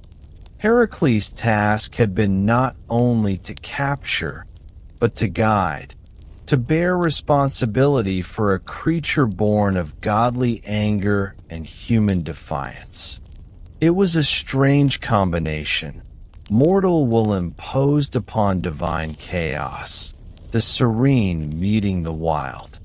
For the listener, this can be imagined as the gentle sway of the ship beneath soft moonlight, the bull quietly moving, and the hero walking alongside it, unbroken, steady, as night deepens and sleep gathers slowly, like the tide returning to shore. When the Cretan bull was finally delivered to Eurystheus, the king recoiled in fear, as he had so often done, refusing even to keep it near. The creature was released into the countryside, destined to roam and shape new myths, while Heracles moved onward toward the next labor. This moment, quiet yet full of significance, teaches endurance, restraint, and the subtle power of guidance over force. The labor ends not with destruction, but with mastery of chaos, leaving behind the calm rhythm of sea and shore. For those listening in the quiet of night, let your mind drift like the gentle waves beside Heracles' ship, the bull subdued yet alive, the horizon stretching endlessly forward, and sleep settling softly over the world, carrying away the day's unrest into peaceful slumber. After the trials of the Cretan bull, Heracles' path led him northward to the rugged coastlands of Thrace, where a new challenge awaited, unlike any he had faced before. This labor, the eighth, was to capture the mares of Diomedes, creatures whose ferocity had long been whispered across villages and markets. They were not ordinary horses, but wild beasts fed upon the flesh of men, their appetites both unnatural and terrifying. Diomedes, their master, was said to have nurtured this horror, delighting in the chaos his animals wrought. The people of Thrace lived in quiet terror, keeping their distance from the pastures and shores where the mares roamed. Heracles arrived with his usual calm, his heart steady beneath the weight of his labors. These creatures, he knew, would require both strength and cunning. Brute force alone would not suffice against such unnatural fury. And so, as he walked toward the stables, the wind carrying the scent of sea and grass, the hero prepared himself not for battle, but for a test of patience, restraint, and careful guidance. The mares of Diomedes were unlike any other animals Heracles had faced. Their eyes glimmered with a strange intelligence, reflecting both wildness and hunger, and their hooves struck the earth with thunderous weight. They roamed freely, yet always under the watchful control of their master, a cruel king who fed them upon travelers and prisoners alike. To approach them carelessly would be folly. To strike them outright was unthinkable, for their speed and strength were unmatched. Heracles observed them quietly, noting their patterns, the way they moved, the way their muscles coiled like springs ready to unleash. He understood that this labor demanded more than power. It required understanding, patience, and a subtle hand, one that could tame but not harm, and that could redirect the raw fury of these unnatural creatures into submission.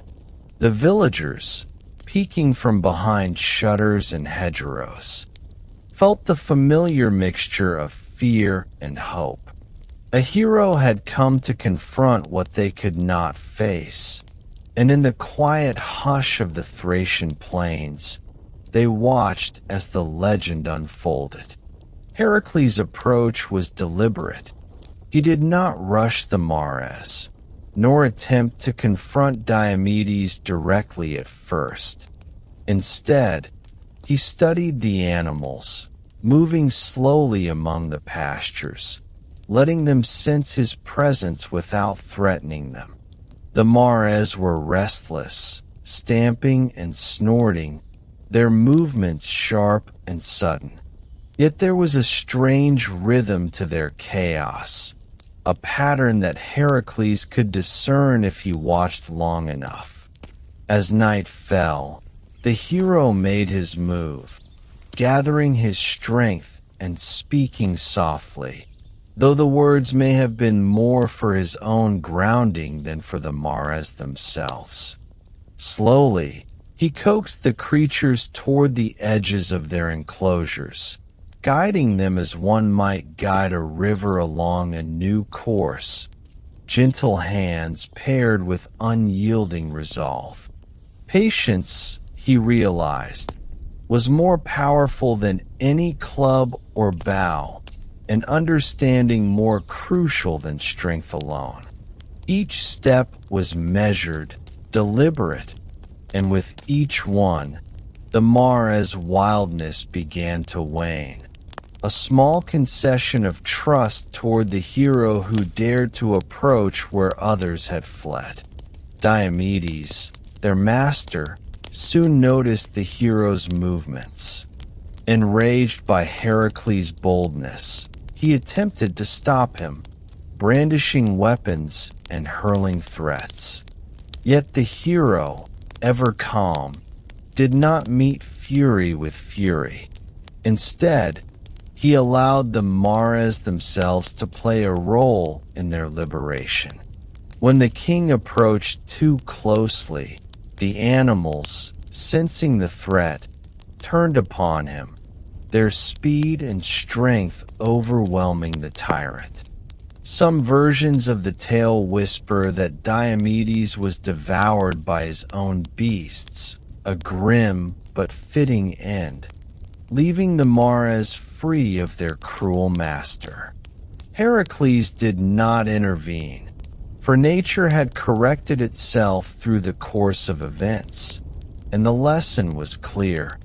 Cruelty can breed its own consequences, and even the most fearsome power may crumble under the weight of its own wrongs. The plains fell silent once more, the air heavy with the scent of grass and wild mares, the echoes of past violence fading into calm. With Diomedes removed from power, Heracles turned his full attention to the task of capturing the mares alive. Their wildness had not vanished entirely, but without the influence of their cruel master, their rage was tempered by exhaustion and confusion. The hero moved among them, his hands steady, his presence commanding yet gentle, coaxing them into submission without fear or force. Slowly, they began to follow, their pace measured, their steps less erratic. It was a dance of patience, strength, and understanding. Heracles knew well that one misstep could reignite the animal's fury, yet he continued, step by careful step, until at last the mares were under his control. For the first time in many days, the plains were quiet, filled only with the sound of hooves moving with purpose and the steady, calm breathing of the hero who had tamed what was once untamable. Transporting the mares back to Eurystheus was another delicate challenge. Unlike beasts of burden, they were not accustomed to confinement, nor were they inclined to follow orders. Heracles guided them slowly, using his calm presence and measured voice to maintain control. Along the way, he reflected on the strangeness of this labor, a task not of battle or raw strength, but of understanding, restraint, and gentle authority. The mares, dangerous yet now manageable, were a living lesson in the balance between power and compassion, rage and guidance. The journey was long, but it passed without incident, for Heracles' quiet persistence held sway over what brute force could never achieve alone. Upon arrival, Eurystheus recoiled, as he often did at Heracles' successes. The king, afraid of the wild creatures, refused to keep them near, and the mares were released or distributed in various accounts, some wandering to other lands, some eventually meeting different fates in myths yet to unfold. Heracles, however, had fulfilled his task, proving once again that even the most unnatural of beasts could be mastered, not through domination, but through patience, skill, and understanding. The plains of Thrace, once haunted by the cries of flesh-eating horses, were quiet at last, their terror dispersed, their energy redirected, leaving behind the calm of release. Thus concluded the labor of the mares of Diomedes, a trial of patience and subtlety unlike any before it. For Heracles, it was another step in the long road of redemption, a lesson that strength alone could not conquer all, and that understanding, timing, and gentle control often achieved what brute force could not. For those listening now, drifting into night, imagine the mares trotting calmly through the plains, the hero walking beside them, the wind soft and the earth still. Let the rhythm of hooves and the quieting of chaos lull you slowly, carrying your thoughts away into sleep, leaving behind only the gentle echo of myth and the calm of night. Heracles' journey now led him far to the east, across lands both wild and wondrous, to the domain of the Amazons, fierce warrior women who lived beyond the reach of ordinary kings. His task, The ninth labor was to acquire the belt of their queen, Hippolyta, a gift given to her by Ares himself. This belt was no ordinary ornament.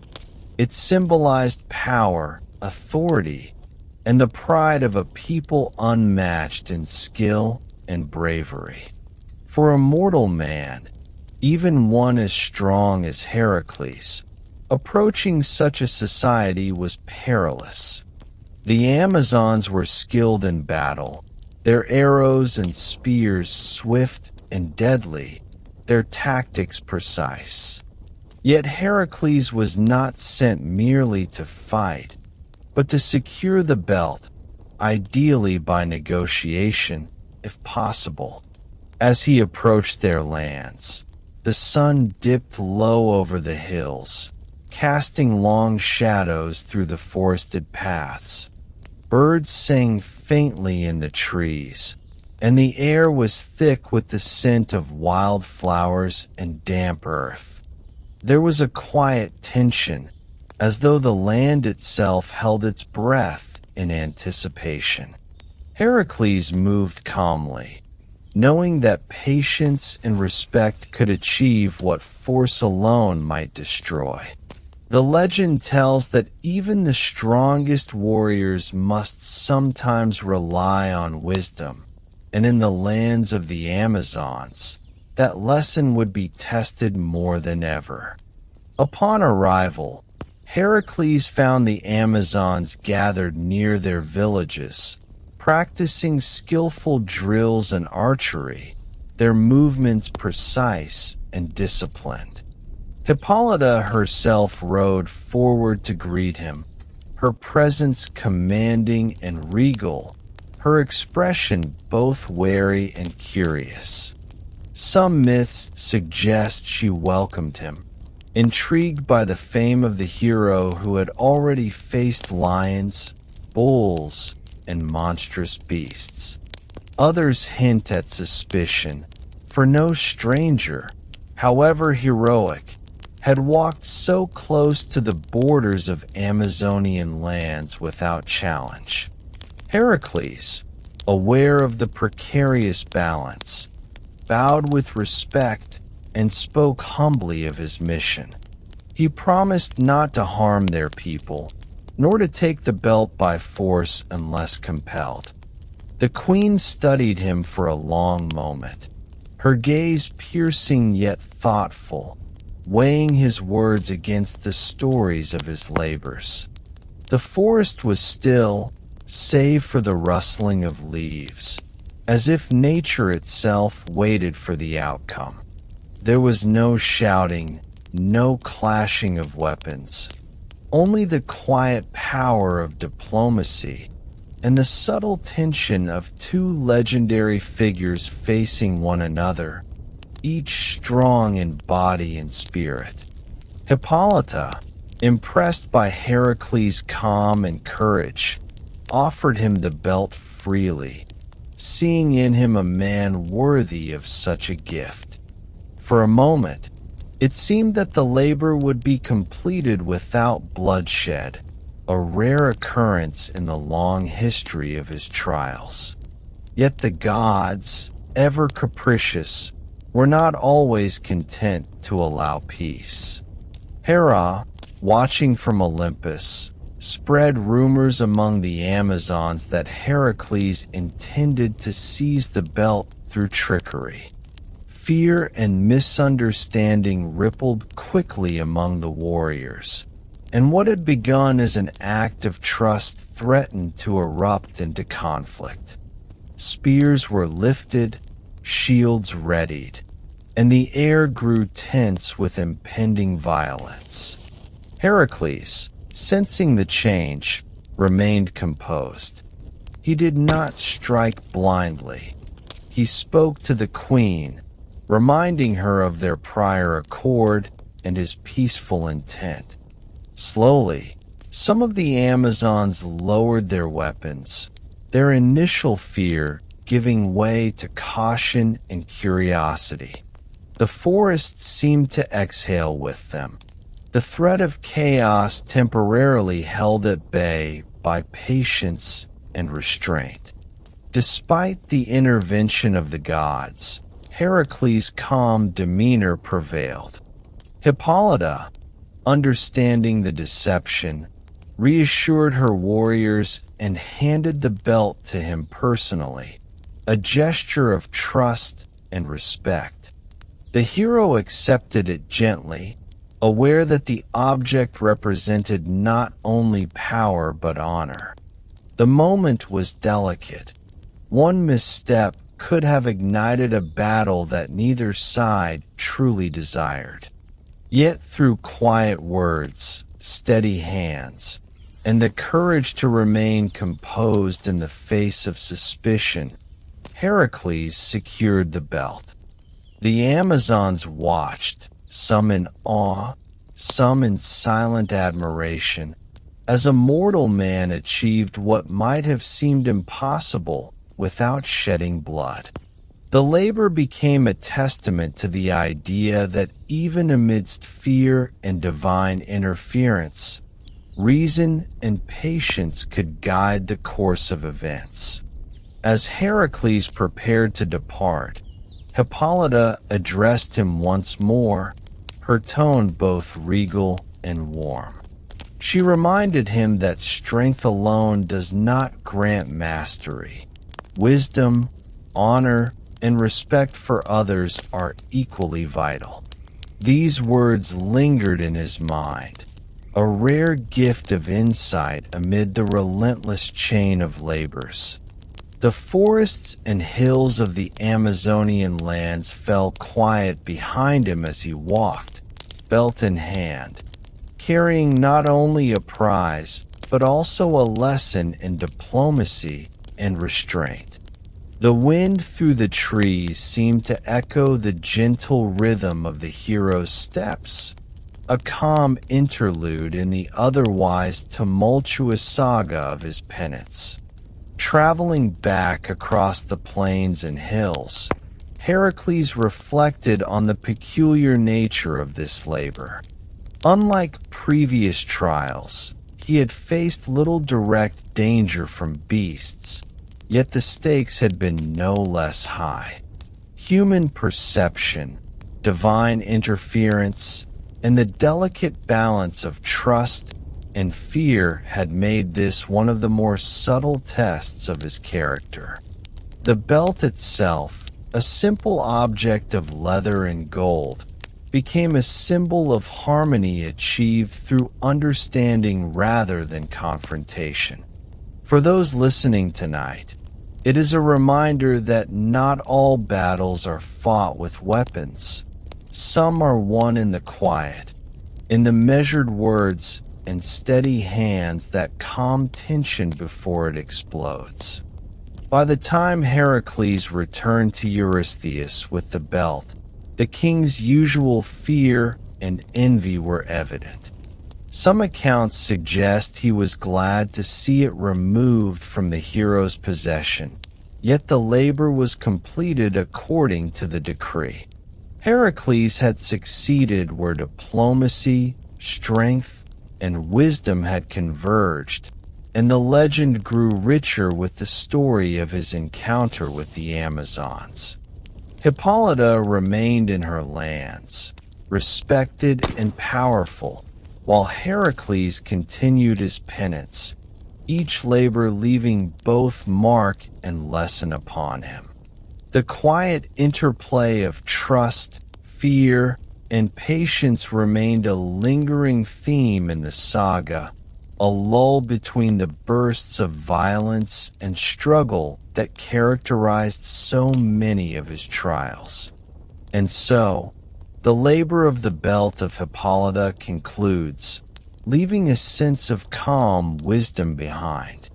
Heracles walked on, the golden belt secured, a hero tested not only in strength, but in character and composure.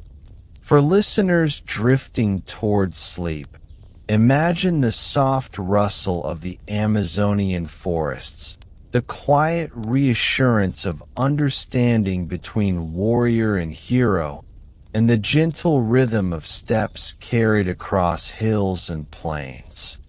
Let this story settle over you, a reminder that patience and respect can achieve what force alone cannot, and allow your thoughts to drift slowly, gently, into the quiet world of dreams. Heracles' path now led him far to the west, across lands both familiar and strange, toward the distant realm of Erythea, where Geryon, a fearsome giant, tended his prized herd of red cattle. This labor, the 10th, would test not only his strength but his endurance, for the journey itself was as perilous as the task awaiting him. The lands he traversed were vast and varied, from golden plains to rolling hills, through deserts and along cliffs overlooking restless seas. Travelers whispered of the strange horizon, where the earth seemed to meet the sky in endless distance, a place at the edge of the known world. Heracles, however, was undeterred. Each step carried him closer to his goal, each breath steady despite the weight of his labors. The journey itself became a meditation, the rhythm of his stride and the sway of the landscapes around him a quiet lull, softening the mind even as it honed his purpose. Upon reaching Erythea, Heracles was greeted by the sight of Geryon's herd, grazing peacefully under the watch of their triple-bodied master. Geryon himself was no ordinary opponent. With 3 torsos rising from a single waist and 3 sets of arms, he appeared as a living mountain, powerful beyond imagination.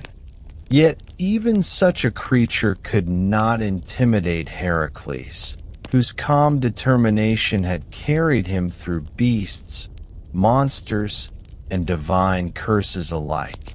He approached slowly, observing the cattle, noting their habits, their temperament, and the terrain they occupied. The giant's vigilance was unrelenting, but the hero relied not on brute force immediately, but on patience and careful planning, waiting for the moment when action would be both safe and effective.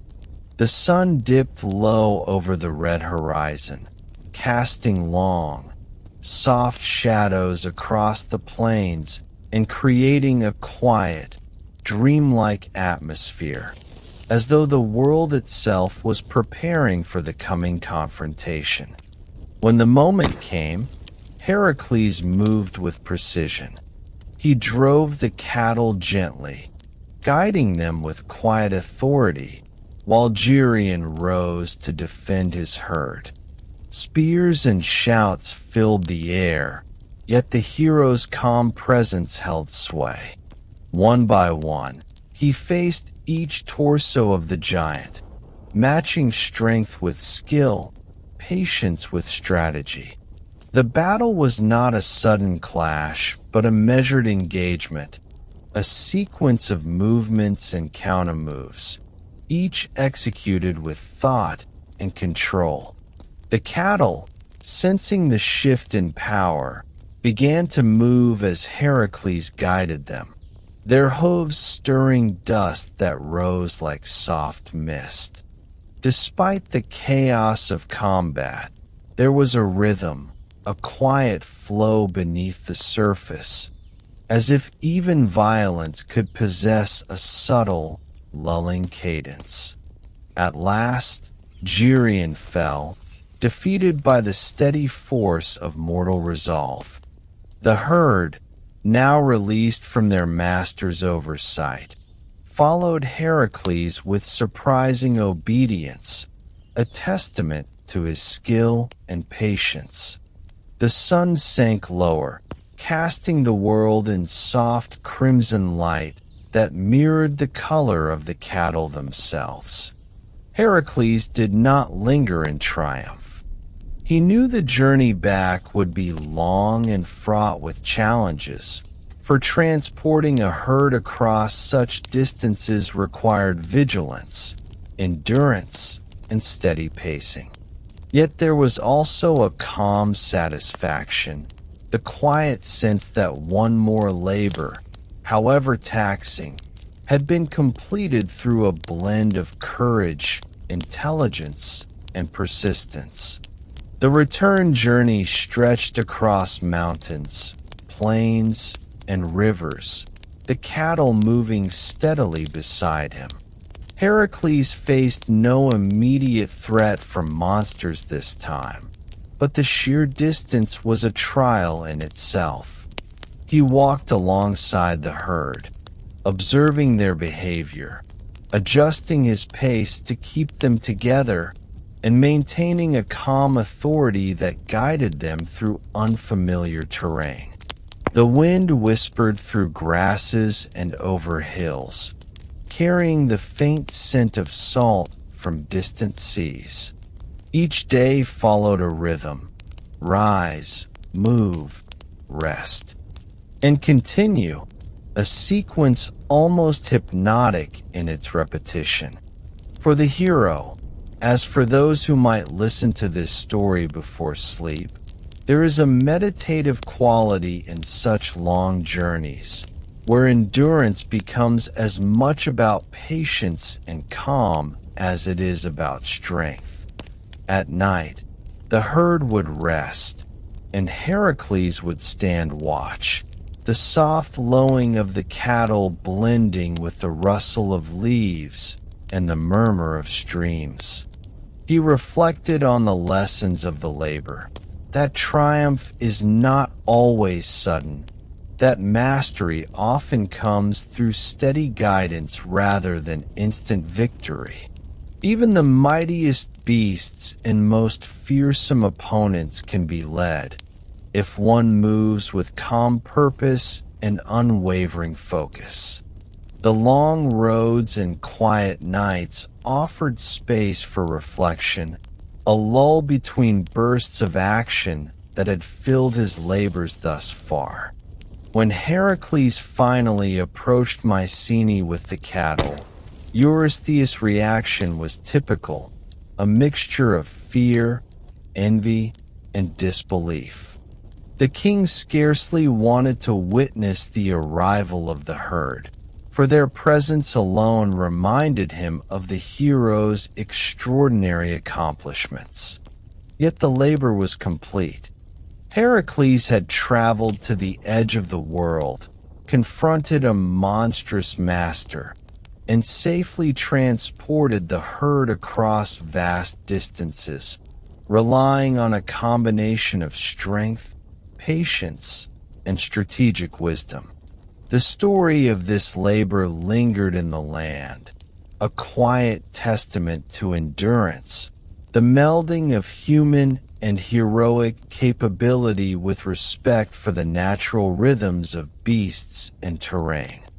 And so concludes the labor of the cattle of Geryon, a tale of distance, patience, and steady purpose. For those drifting toward sleep, imagine the crimson cattle moving across golden plains, the steady steps of Heracles guiding them, the gentle sway of the evening wind, and the quiet stretching of the horizon. Let the rhythm of this long journey settle your mind, carrying thoughts gently into the calm of night, until the world of myth and heroism melts softly into dream, leaving only quiet and rest. The final labor of Heracles would carry him into realms few mortals had ever seen. It was a journey not across lands of the living, but into the shadowed depths of the underworld, to Hades himself, where the mighty three-headed hound, Cerberus, kept vigil at the gates. This labor was unlike any other, for Heracles would confront death itself, not in the form of monsters or beasts, but as the boundary between life and the realm beyond. The air grew heavy as he approached the entrance, a quiet weight pressing down with each step. The ground was still, the light dim, as though the sun itself paused at the threshold of this shadowed domain. Here, myths say, the wind carried whispers of the souls who had passed, soft murmurs that could chill or comfort depending on one's heart. Heracles, steady as ever, did not flinch. His breath was calm, measured, and his eyes carried the quiet determination of a man who had faced endless trials. For those listening tonight, imagine walking beside him, feeling the cool, silent air, and knowing that this labor, more than any before, is a journey of courage, restraint, and reverence. The entrance to Hades was guarded, as always, by Cerberus, whose 3 heads each bore a different gaze, one fierce and hungry, one watchful and cunning, and one heavy with the weight of sorrow. His teeth gleamed like ivory, his breath filled the dark with an almost tangible heat, and his massive body rippled with muscle, a living fortress of loyalty to the god of the dead. Mortals who had glimpsed him from afar trembled, and even the bravest warriors thought twice before approaching the underworld's edge. Yet Heracles knew that this labor demanded neither haste nor recklessness. He stepped forward calmly, not to strike blindly, but to face the guardian with a steady heart, recognizing that Cerberus, though fearsome, was not evil. He was bound by duty, as Heracles himself was bound by fate and curse. The 3 heads turned in unison, sniffing the air, their growls low but resonant, vibrating in the cool shadow like the distant echo of drums. Silence and tension wove together here, and the underworld itself seemed to hold its breath, observing this meeting of mortal hero and immortal guardian. Heracles spoke quietly, soft words intended not for the hound, but as a grounding rhythm for himself. His calmness, his patience, and his measured approach allowed him to move closer, each step deliberate. The heads of Cerberus snapped in warning, tongues flickering, eyes glowing faintly in the gloom, yet the hero did not falter. Slowly, he placed his hands on the great hound's necks, feeling the tension in the muscles, the heat of his body, and the pulse of life so unlike any mortal creature he had known. He held firm, steadying Cerberus not through pain, but through sheer presence and the quiet assertion of will. There was no struggle of weapons here, only the dance of patience and respect, as Heracles bridged the gap between worlds with his calm determination. For those listening in the quiet of night, picture the immense form of Cerberus, 3 heads moving independently yet unified, and the hero standing firm, each heartbeat a lull in the shadowed stillness of Hades. The journey back through the underworld required careful navigation, as the realm of shadows is not a place for haste. Spirits drifted quietly along the paths, some curious, others melancholic, their forms soft and glowing in the dim light of Hades' domain. Heracles guided Cerberus gently, mindful not to provoke the hound, mindful also of the delicate balance between the living and the dead. Every step echoed softly, the sound of hooves and claws blending with whispers of those who had come before. The shadows themselves seemed to shift around them, forming corridors and pathways that guided the hero and his immense companion. For the listener, imagine a slow journey along a dimly lit corridor where light and shadow mingle, where the hush of the dead and the quiet strength of the living create a rhythm of gentle suspense, lulling the mind into calm focus. Heracles' breath, even and deep, mirrors the listener's own, a steady anchor in the drifting currents of myth and night. Even in the presence of death, Heracles remained composed.